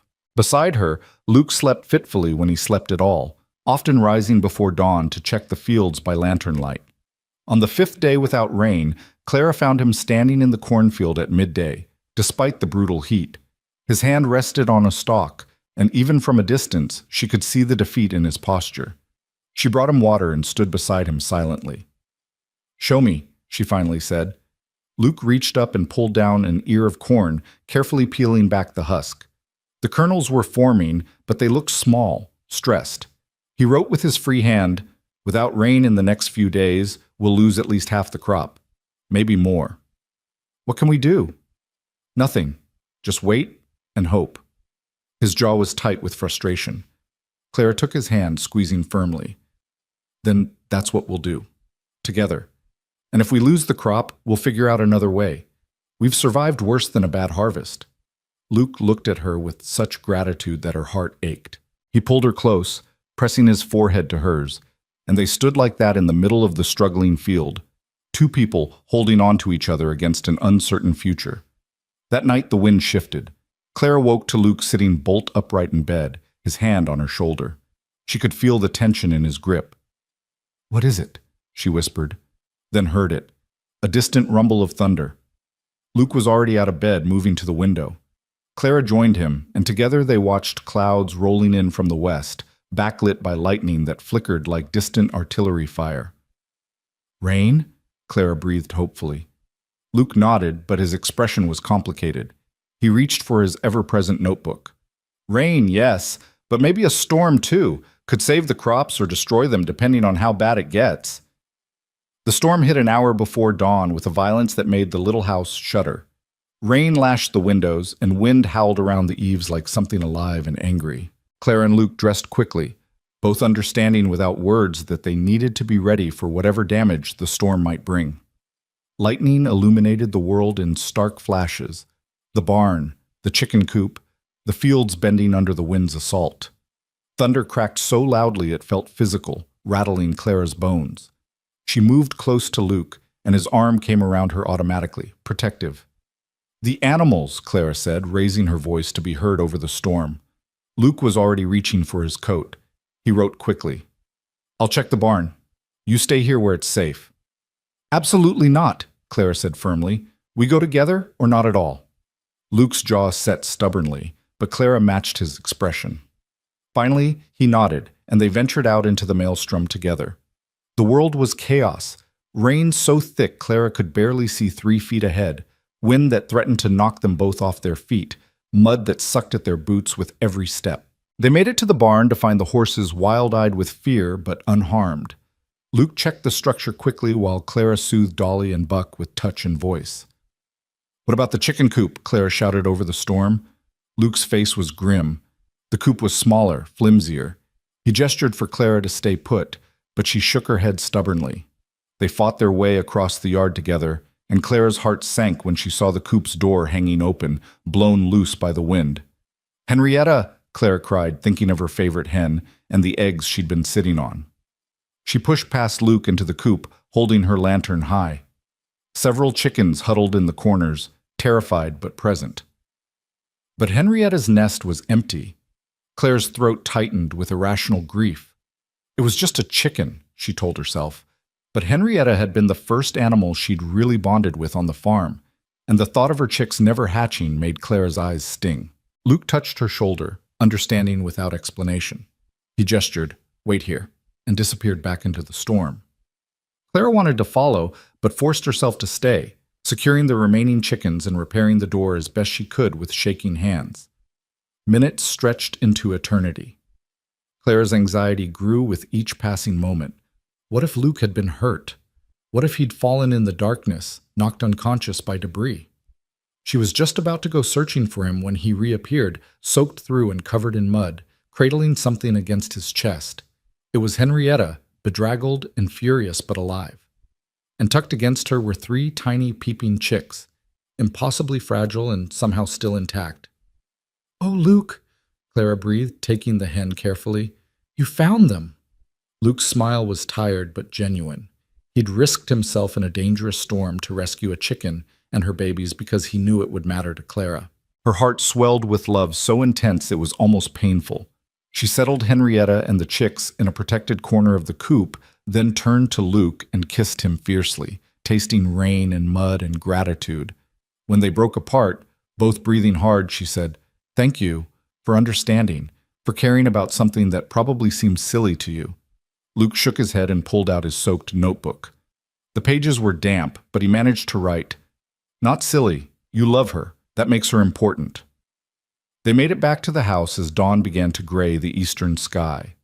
The storm was passing, the rain gentling to a steady drumming. Luke built up the fire while Clara made coffee, and they sat wrapped in blankets, watching the day break through windows streaked with rain. "Do you think the corn survived?" Clara asked quietly. Luke's expression was weary. "We'll know in a few hours. The rain will help if the wind didn't break too many stalks." They waited until full light, then ventured out to survey the damage. The yard was a mess of debris, branches, scattered tools, a section of fence that would need repairs. But when they reached the cornfield, Clara felt relief wash through her. The stalks were battered, leaning in places, but mostly intact, and the earth was soaked, properly soaked, for the first time in weeks. Luke walked through the rows slowly, checking plants with careful hands. When he returned to where Clara waited, his eyes were bright with cautious hope. Some damage, but the irrigation system held. Most of the crop should make it now. The rain came just in time. Clara threw her arms around him, laughing with relief. They stood in the muddy field, holding each other, and Clara thought about resilience, about how much could be endured and survived with the right partner beside you. The storm had one more gift to give. That afternoon, as they worked to clean up the debris, a wagon approached from town. Sarah Chen climbed down, followed by Emma Yates and 3 other women Clara recognized from church. "We heard the storm hit your place hard," Sarah said without preamble. "Came to help with cleanup and bring food. No one should face this alone." Clara was momentarily speechless. Luke beside her looked equally surprised. They'd been so isolated, so used to handling everything themselves, that the offer of community support felt almost foreign. That's incredibly kind," Clara managed. "Thank you." The women set to work with practiced efficiency, clearing debris, repairing the fence, checking buildings for damage. Someone had brought a basket of fresh bread and cold chicken, and they all ate together at midday, sitting on the porch in a companionable group. Emma approached Clara as they worked side by side, repairing the garden fence. "Mrs. Holbrook, Clara, I wanted to say what you did in town last month, standing up to Mr. Crenshaw. That was brave. He's bullied people for years and no one challenges him." "He was insulting my husband," Clara said simply. "I won't tolerate that." "I know, and it matters." Emma's voice dropped lower. "My brothers say Luke's the best farmer they've seen, that he innovates instead of just doing things the way they've always been done. They respect him, even if some folks in town don't." Clara felt warmth spread through her chest. "Thank you for telling me that." As the afternoon wore on and the cleanup progressed, Clara found herself watching Luke interact with the women who'd come to help. He couldn't engage in the usual banter and gossip that flowed naturally among them, but he communicated through nods and gestures, through showing rather than telling. And Clara noticed that the women didn't treat him with pity or awkwardness. They simply accepted his silence as part of who he was and worked around it naturally. When the group finally departed as evening approached, Sarah pulled Clara aside. "You're building a good life here. Don't let anyone make you doubt that." "Some days I don't doubt it at all," Clara admitted. Other days are hard," Sarah finished. "That's true for everyone. But you've got something real with Luke. I can see it. The way you work together, defend each other, understand each other without words. That's rarer than you might think." After they'd gone, Clara and Luke sat on their porch, exhausted but satisfied. The farm was battered but standing. The crops would survive. They had friends, actual friends. In this community, they'd begun to build a life within. "Today was good," Clara said softly. "Frightening and exhausting, but good. We made it through." Luke's hand found hers, squeezing gently. He wrote with his free hand, "We make a good team, in storms and in sunshine." "We do," Clara agreed, then hesitated before voicing something that had been on her mind for weeks. "Luke, I've been thinking about the future, about children." Luke's hand stilled in hers. He turned to face her fully, his expression cautious and questioning. "I know we haven't discussed it," Clara continued, feeling her way through the conversation carefully. "And I know you worry about how you'd communicate with a child, but I think—" She took a breath. "I think you'd be a wonderful father. You're patient and gentle, and you know how to show love through actions. A child would be lucky to have you." Luke's eyes were very bright. He wrote slowly, "I want children, want to build a family with you, but I worry they'll be ashamed of having a father who can't speak, that other children will mock them." "Children might be cruel," Clara acknowledged, "but they'll have us to teach them that their father's silence doesn't define his worth. They'll grow up seeing how hard you work, how much you love them, how you communicate in ways that matter. and they'll be strong because of it." "You really believe that?" "I do," Clara said firmly. "Look at what you've taught me in just a few months: patience, observation, the importance of action over empty words. Imagine what you could teach a child who grows up knowing no different. They'd learn two languages, words from me and everything else from you." Luke pulled her close, and Clara felt his chest heave with emotion. When he finally pulled back to write again, his hand shook slightly. "I never thought anyone would want to have children with me, that I'd ever be given that chance. You keep giving me things I thought were impossible." "You give me things too," Clara said softly. "Safety, partnership, love that shows itself in actions every single day. We give each other a life worth living, Luke. That's no small thing." They kissed as the sun set, and Clara felt the rightness of their life together settle into her bones. The strange marriage that had started with deception and desperation had become something beautiful and real. The weeks following the storm brought harvest season closer, and with it, a frenetic pace of work. The corn had survived and was ripening well. The wheat in the east field was golden and ready, and the garden was producing more vegetables than Clara knew what to do with. She spent long hours preserving food for winter, pickling, canning, drying, while Luke worked the fields from first light until dark. They fell into bed exhausted each night, but there was satisfaction in the exhaustion. They were building something together, creating a life that would sustain them through the harsh Dakota winter. And gradually, Clara realized she'd stopped thinking of this as temporary or contingent. This was her home. Luke was her husband in every sense. This was simply her life now, and she was content with it. One evening in late August, as they sat shelling peas together on the porch, Luke suddenly went still. Clara looked up to see him staring at the horizon, his whole body tense. "What is it?" she asked, following his gaze. Then she saw it, a column of dark smoke rising in the distance. Luke was already moving, grabbing his hat and heading for the barn. Clara followed quickly. "Where's that coming from?" Luke pointed as he hitched up the wagon with frantic speed, then wrote hastily. "Southeast. Looks like Crenshaw's place. Big fire by the size of that smoke." "We're going to help?" Clara asked, surprised, given Crenshaw's treatment of them. Luke's expression was grim but determined. "Fire doesn't care about grudges. Everyone helps with fires, or we all burn eventually." They drove fast, arriving to find Crenshaw's barn engulfed in flames and a crowd of neighbors already working to contain it. The heat was intense even from a distance, and Clara could hear the terrified screaming of trapped animals. Luke leaped down from the wagon and ran toward the barn without hesitation. Clara's heart seized with fear as she watched him disappear into the smoke billowing from the open doors. "He'll get himself killed," someone shouted, one of Crenshaw's farmhands. Clara stood frozen, every instinct screaming at her to run after Luke, to pull him back, to keep him safe. But she forced herself to stay put, to trust in his knowledge and capability. Luke knew what he was doing. He had to. Seconds felt like hours. Other men were fighting the fire with bucket chains from the well, but the barn was already lost. The goal now was just to keep it from spreading to the house and other structures. Then Luke emerged from the smoke, leading a panicked horse by its halter. Behind him, another man appeared with a second horse. They'd gotten the animals out. Clara's knees went weak with relief. But Luke wasn't done. He handed off the horse and turned back toward the barn. Clara saw his intention, and her heart stopped. "No!" she screamed, running toward him. "Luke, no! It's not safe!" He turned, and their eyes met across the chaos. Clara saw the determination in his face.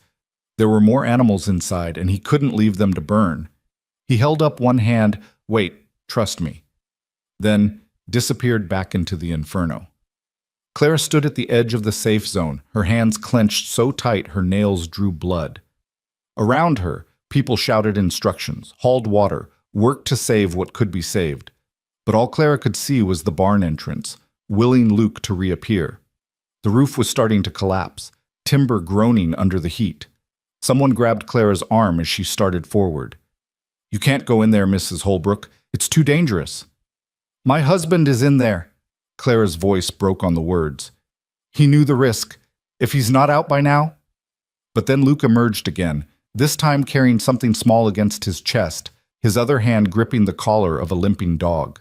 His shirt was singed, his face black with soot, and he was coughing violently. But he was alive. Clara ran to him, tears streaming down her face. "You absolute fool!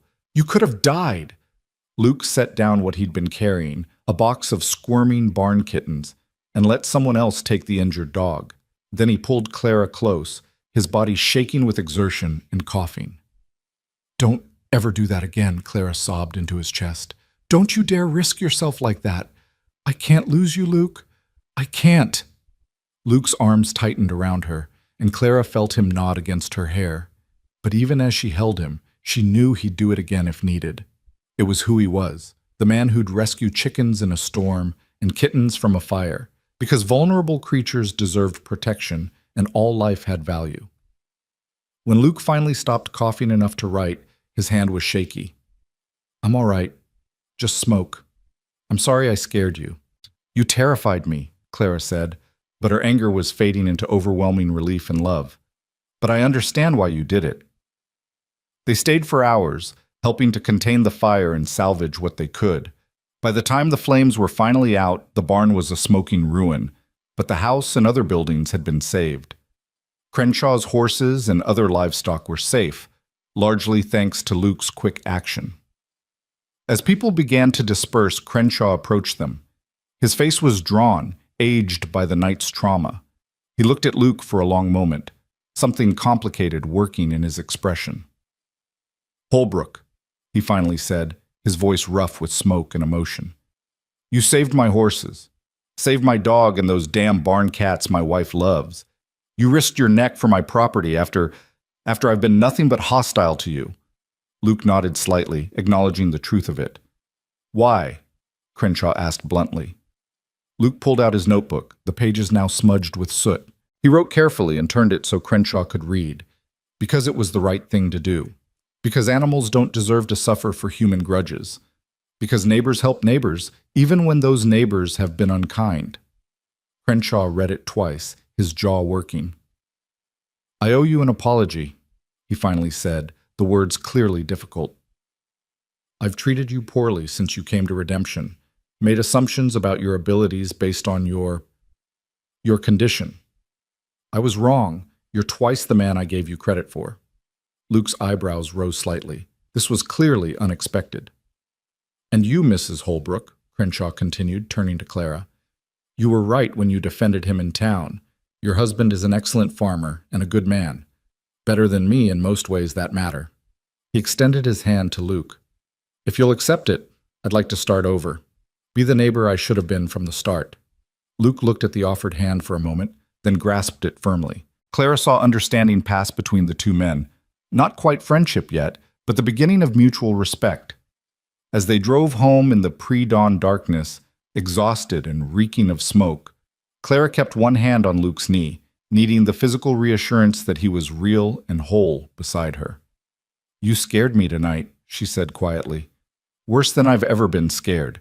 When you went back into that barn, I thought I might lose you." Luke's hand covered hers. He couldn't write while driving, but the pressure of his fingers communicated everything: apology, love, understanding. "I know you had to do it," Clara continued. "I know it's who you are. But Luke, I need you to understand something. You're not alone anymore. You don't have to be the only one who takes risks or makes sacrifices. We're partners. That means we face dangers together or we avoid them together. Your life matters to me. It matters so much that the thought of losing it makes me feel like I can't breathe." Luke pulled the wagon to a stop right there in the middle of the road. He turned to face Clara fully, his expression intense in the fading starlight. He pulled out his notebook, and by the light of the lantern hanging from the wagon, he wrote, "I've spent my whole life being expendable. The mute man no one would miss. Tonight, when I went into that barn, part of me still thought that way, that my life mattered less than others. But you're right. I'm not alone anymore. I have you. And you deserve a husband who values his own life because you value it. I'm sorry. I'll try to be more careful." Claire's throat was too tight for words. She just pulled him close, kissing him with desperate relief and love. They held each other in the middle of that empty road as the sun began to rise, Two people who'd found each other against all odds and were learning, slowly, to navigate life as a team. When they finally made it home, they collapsed into bed without even washing off the soot. Clara curled into Luke's side, her hand over his steadily beating heart, and fell asleep to the rhythm of his breathing, alive, present, hers. The next few days brought unexpected changes. Word of Luke's heroism spread through redemption faster than the fire itself. Suddenly, people who'd ignored or dismissed him for years were stopping by the farm to express gratitude or admiration. Women brought food, men offered to help with harvest, and even Pastor Williams paid a visit to thank Luke personally for his bravery and selflessness. "You've become quite the local hero," Clara teased one evening as they reviewed yet another basket of baked goods from a grateful neighbor. Luke looked uncomfortable with the attention. He wrote, "I just did what anyone would do." "No," Clara said firmly. "You did what you would do. Not everyone would risk their life for someone else's animals, especially not for someone who treated them poorly. That's what makes it remarkable." "I don't want to be remarkable. I just want to be a good farmer and a good husband." "Well, you're both," Clara said, kissing his cheek, "whether you want to be or not." The attention gradually died down as harvest season demanded everyone's focus. Luke and Clara worked side by side cutting wheat, shocking corn, gathering the last of the garden vegetables. It was brutal work, but there was something deeply satisfying about it. The tangible proof of their labor, the security of full storage for winter, the knowledge that they'd built this together. On the last day of harvest, as the sun set over fields stripped clean and productive, Luke and Clara stood together surveying their work. They were exhausted, dirty, and achingly proud. "We did it," Clara said softly. "Our first full harvest together. And it's good, Luke. Really good." Luke pulled her close, and they stood like that as twilight deepened around them. No words needed, no grand declarations.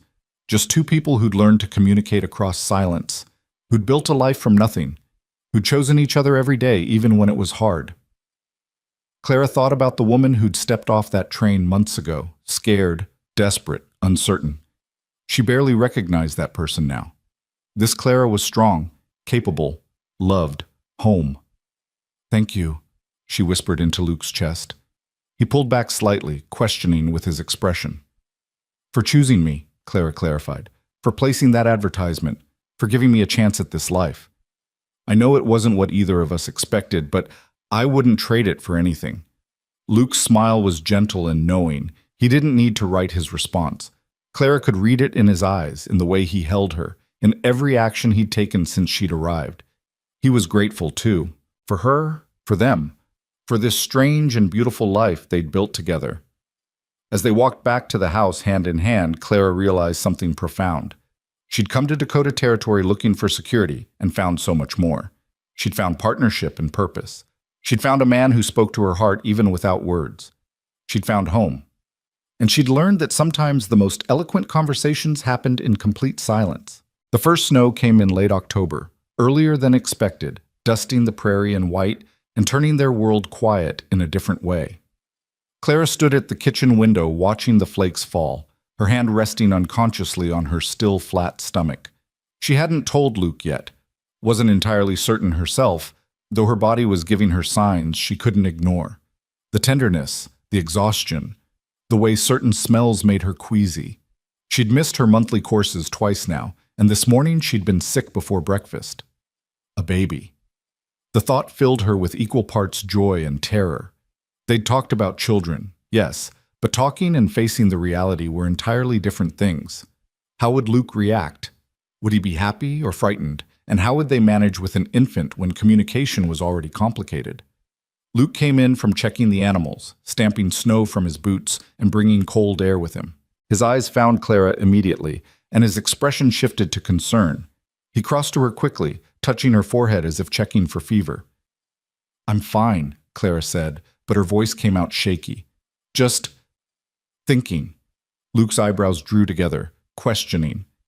He pulled out his notebook, but Clara stopped him with a hand on his arm. "Wait. There's something I need to tell you, and I'm not sure how." She took a breath, gathering courage. "Luke, I think I'm fairly certain that I'm pregnant. Luke went absolutely still. His eyes widened, dropping to her stomach and then back to her face. The notebook fell from his hand, forgotten. For a long moment he just stared at her, and Clara couldn't read his expression. Shock, certainly, but beyond that? Say something, she pleaded, then caught herself with a broken laugh. Write something, please. I need to know what you're thinking. Luke bent to retrieve his notebook with trembling hands.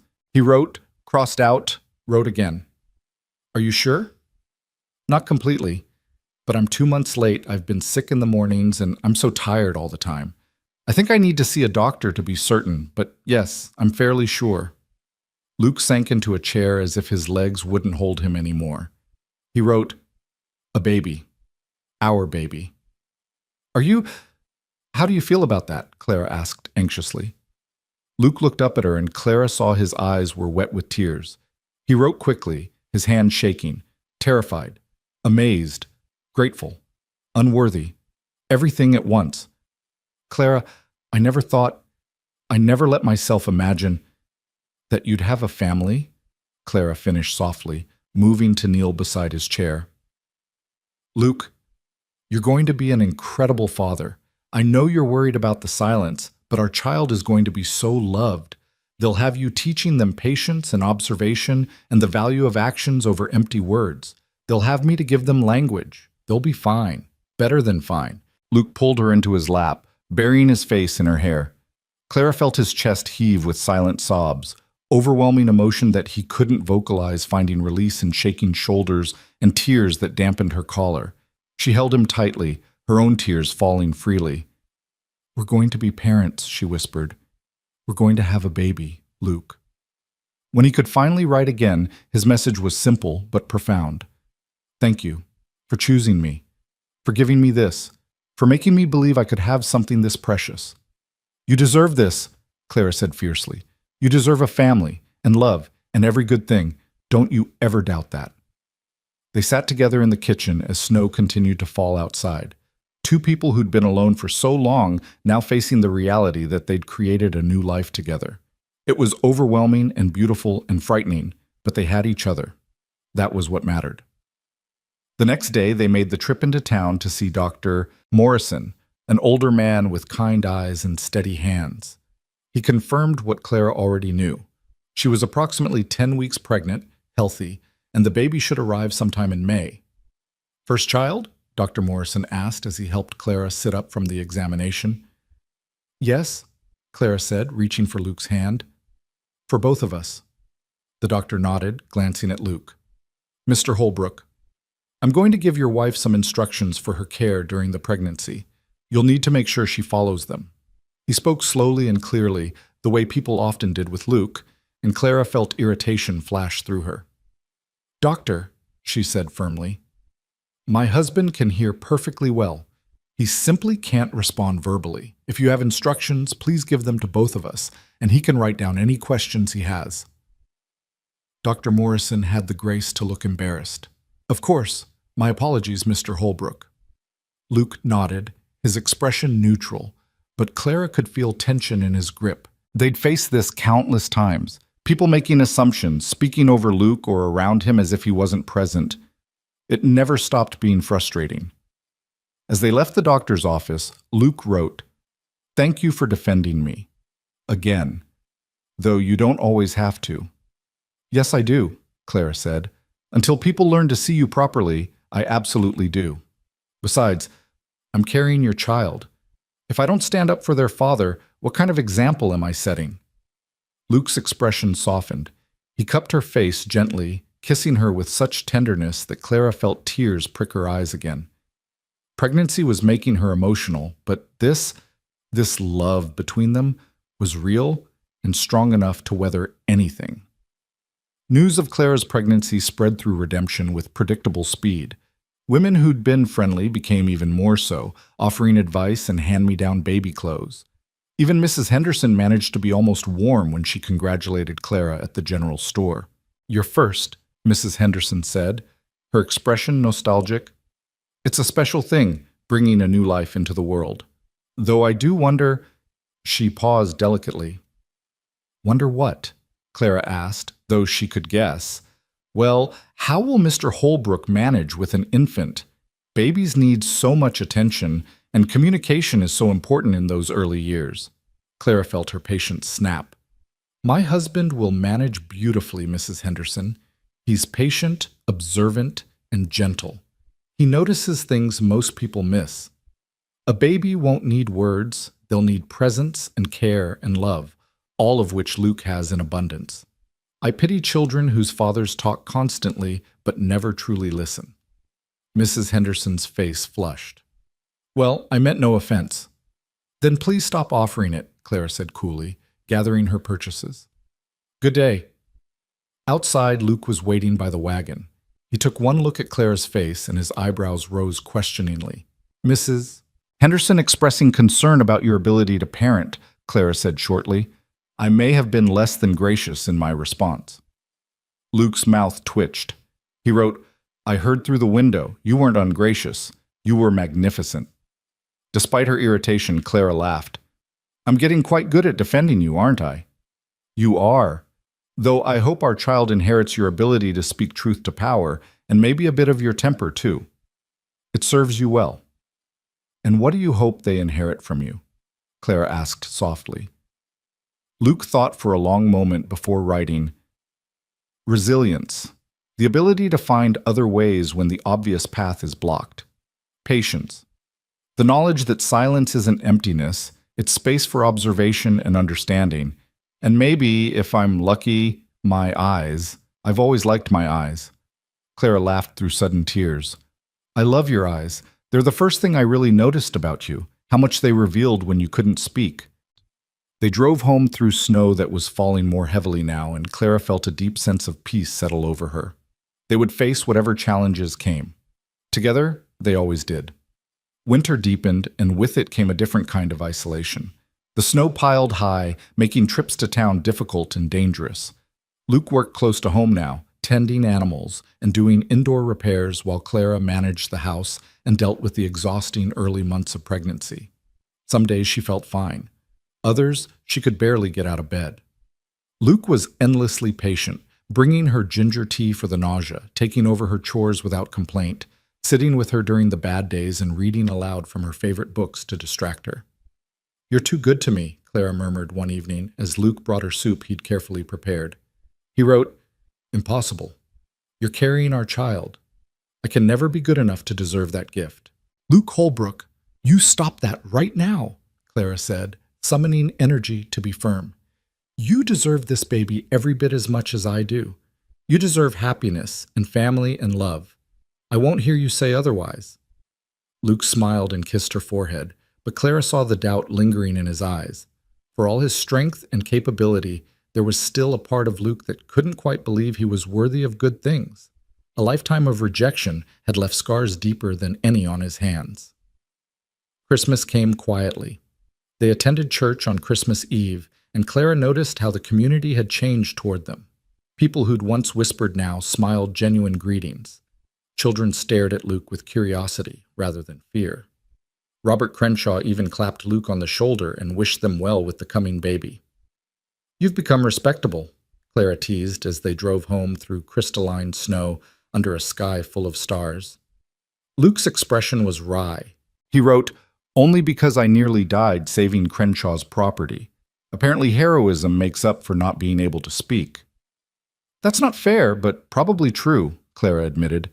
People are foolish about what they value, but I'm glad they're treating you better, even if their reasons are stupid. Me too. For your sake and the baby's.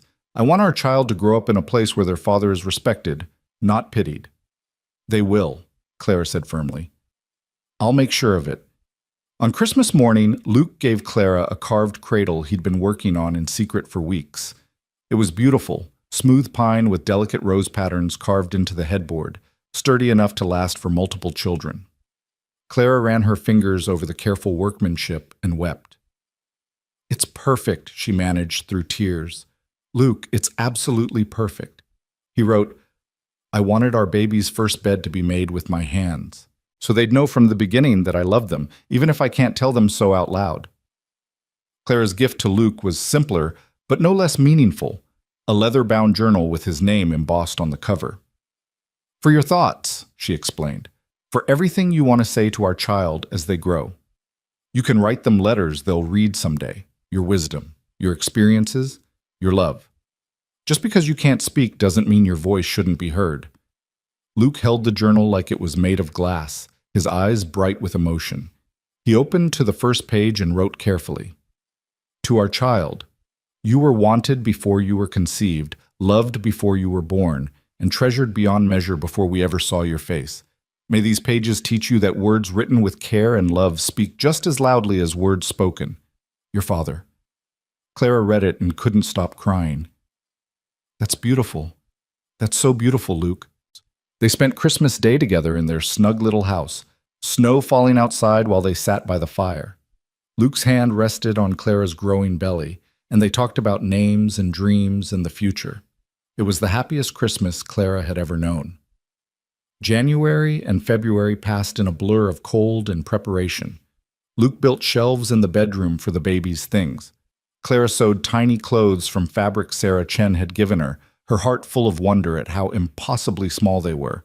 They read books about childcare and argued good-naturedly about parenting approaches, Luke writing long, detailed opinions that made Clara laugh and love him even more.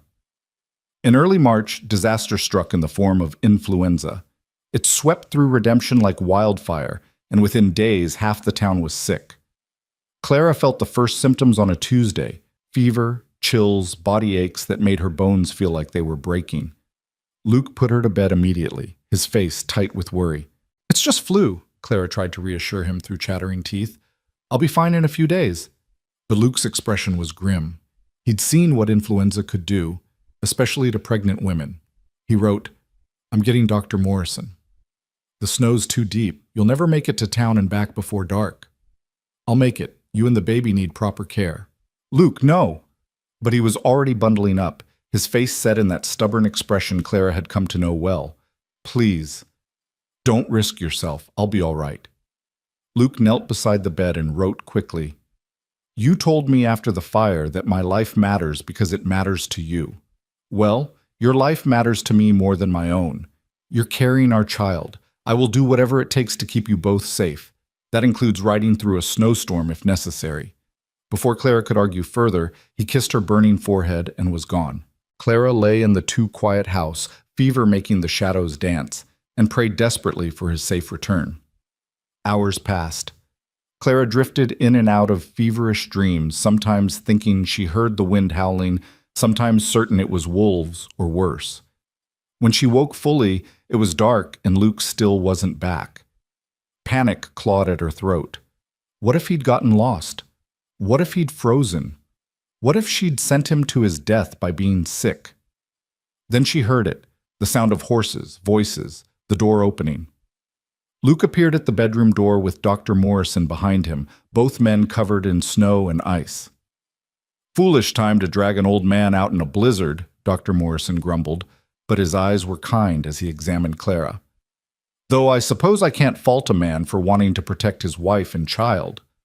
The doctor confirmed it was influenza and gave instructions for care, fever management, fluids, rest. "The danger is if it settles in her lungs or if the fever spikes too high. Could affect the baby. You'll need to watch her closely, Mr. Holbrook. Can you do that?" Luke nodded emphatically and wrote, "I won't leave her side." "Good man." Dr. Morrison prepared to leave, but the storm had worsened. Luke insisted he stay until morning rather than risk the return journey in darkness, and the doctor accepted gratefully. For the next 3 days, Luke barely slept. He kept cool cloths on Clara's forehead, made her drink water and broth even when she protested, changed her sweat-soaked nightgown, and held her when she shook with chills. He tracked her fever obsessively, writing down each reading, comparing them to the doctor's instructions. In her more lucid moments, Clara watched him move around the room with quiet efficiency and felt her love for him expand beyond what she'd thought possible. He'd risked his life to get her help, and now he was sacrificing sleep and his own health to care for her. This was love, not grand gestures or flowery words, but steady presence in the face of fear. On the 4th day, Clara's fever finally broke. She woke to find Luke asleep in the chair beside the bed, his head pillowed on his arms on the mattress near her hand. He looked exhausted, his face gaunt with worry and lack of sleep. Clara ran her fingers through his hair gently, and his eyes opened immediately. "I'm better," she whispered. "The fever's gone." Luke sat up quickly, touching her forehead to confirm it himself. Then his shoulders sagged with relief so profound he nearly collapsed. He grabbed his notebook with shaking hands. "Thank God. I was so scared. The fever was so high yesterday. I couldn't bear to think what I thought." "I'm all right," Clara soothed. "We're all right. The baby's still moving. I can feel little flutters. You saved us, Luke, you and your stubborn determination to ride through a blizzard." "I'd ride through hell itself for you," he wrote simply. "I know," Clara said, tears streaming down her face. "I know you would. I love you so much, Luke. So very much." Luke climbed carefully onto the bed beside her, holding her with infinite gentleness as if she might break. They lay like that for a long time, grateful for life and health and each other. Clara recovered slowly over the following weeks. Luke insisted she rest more than she wanted, bringing her meals in bed and taking over all the household duties without complaint.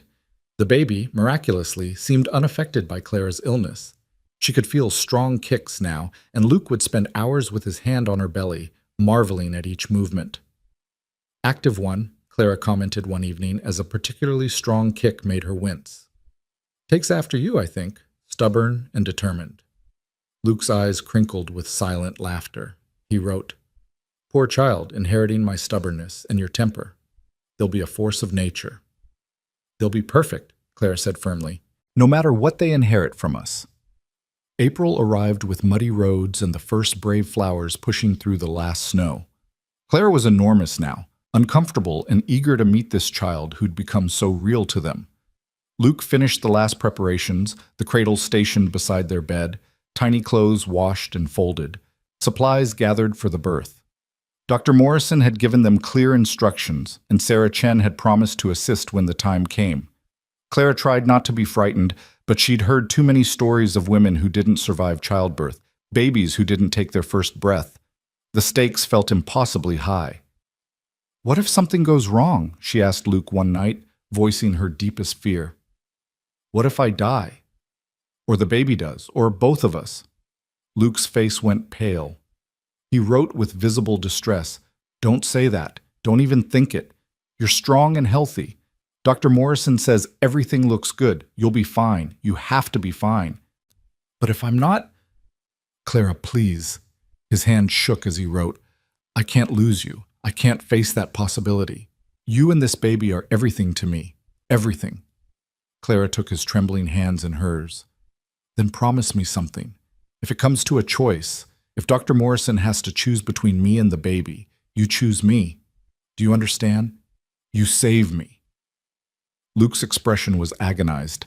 He shook his head violently and wrote, "I can't make that choice. Don't ask me to."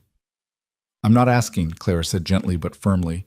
"I'm telling you, our baby deserves to have a mother. More than that, you deserve to have a wife. Promise me, Luke, please." After a long, painful moment, Luke nodded and wrote, "I promise. But it won't come to that. It won't." Clara prayed he was right. The labor started on a warm evening in mid-May, 3 years to the day after Clara had first stepped off that train. She was weeding the garden when she felt the first real contraction, different from the practice pains she'd been having for weeks. She straightened slowly, one hand on her back, and caught Luke's eye where he was working on the fence. He knew immediately. He dropped his tools and came to her quickly, his expression both excited and terrified. Clara smiled despite the tightening in her belly. "It's time," she said simply. Luke's eyes went wide. He wrote, "Are you sure? Should I get Dr. Morrison? Sarah? Both?" "Not yet. First babies take a long time. We have hours yet." But Luke was already moving, hitching up the wagon with frantic speed. Clara laughed, then stopped as another contraction hit. Maybe this wouldn't take quite as long as she'd thought. Luke drove to town faster than was probably safe, helped Clara into Dr. Morrison's office, then went to fetch Sarah Chen as promised. By the time they all returned to the farm, Clara's contractions were coming regularly and with increasing intensity. You're doing well, Dr. Morrison said after examining her. Everything looks normal. Now comes the hard part, the waiting. The waiting was indeed hard. Hours passed with contractions that came closer and closer together, each one stealing Clara's breath and making her wonder how women had been doing this since the beginning of time. Luke stayed beside her the entire time, holding her hand, wiping her face with cool cloths, his eyes never leaving hers. He couldn't speak words of encouragement, but his presence alone gave Clara strength. "You're doing beautifully," Sarah murmured during a brief respite. "Not much longer now." When the final stage of labor came, it was harder than anything Clara had ever experienced. Pain that made her scream, effort that left her shaking and exhausted, fear that this would never end. Through it all, Luke held her hand so tightly she thought bones might break, his face white with vicarious agony.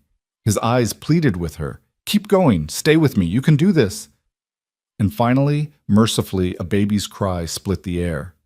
"It's a girl," Dr. Morrison announced, his voice warm with satisfaction. "A healthy baby girl." Luke's face transformed, from fear to joy, to wonder so profound he looked like a different person entirely. Tears streamed down his face as Dr. Morrison placed the baby, cleaned and swaddled, into Clara's arms.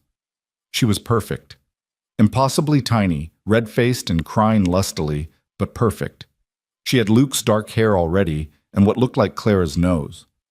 Clara stared at her daughter in absolute awe, unable to believe this miracle existed.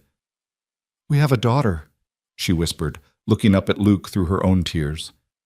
"Luke, we have a daughter." Luke nodded, unable to even write, just staring at this tiny person they'd created. When Sarah gently suggested he might want to hold the baby, he looked terrified but held out his arms. Sarah placed the infant carefully in his large, scarred hands, and Luke cradled her like she was made of spun glass. The baby stopped crying almost immediately, her eyes, storm cloud blue like her father's, trying to focus on his face.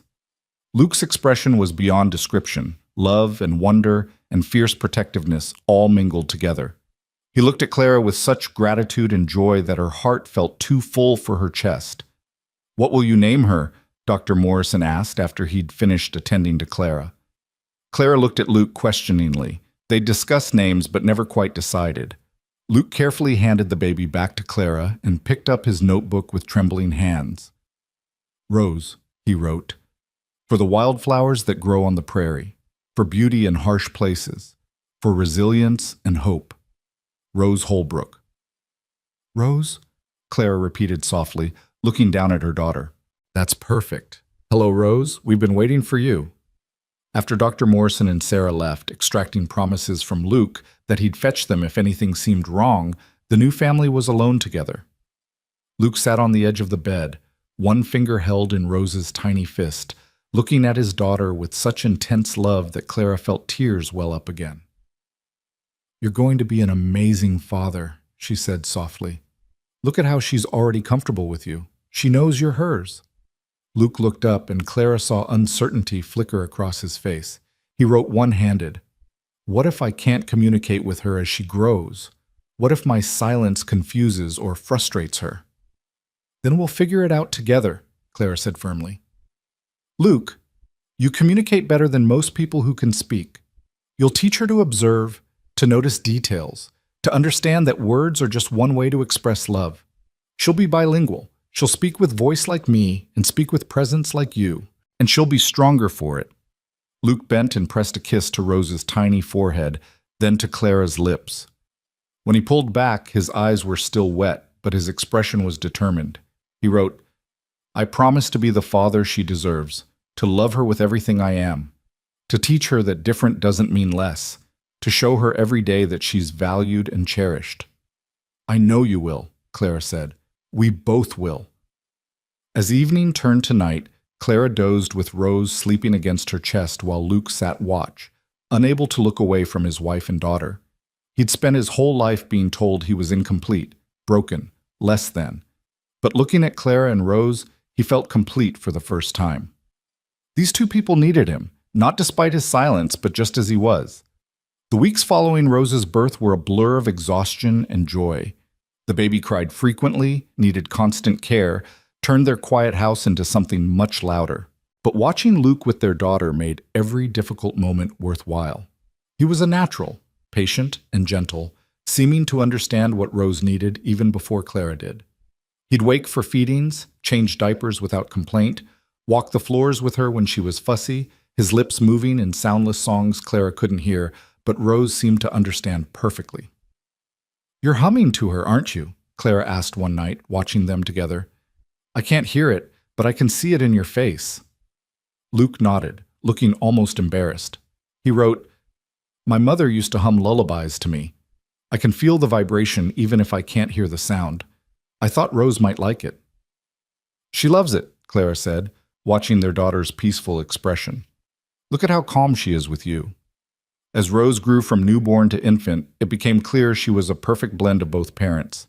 She had Luke's eyes and hair, Clara's nose and chin. She was observant like her father, watching everything with intense focus.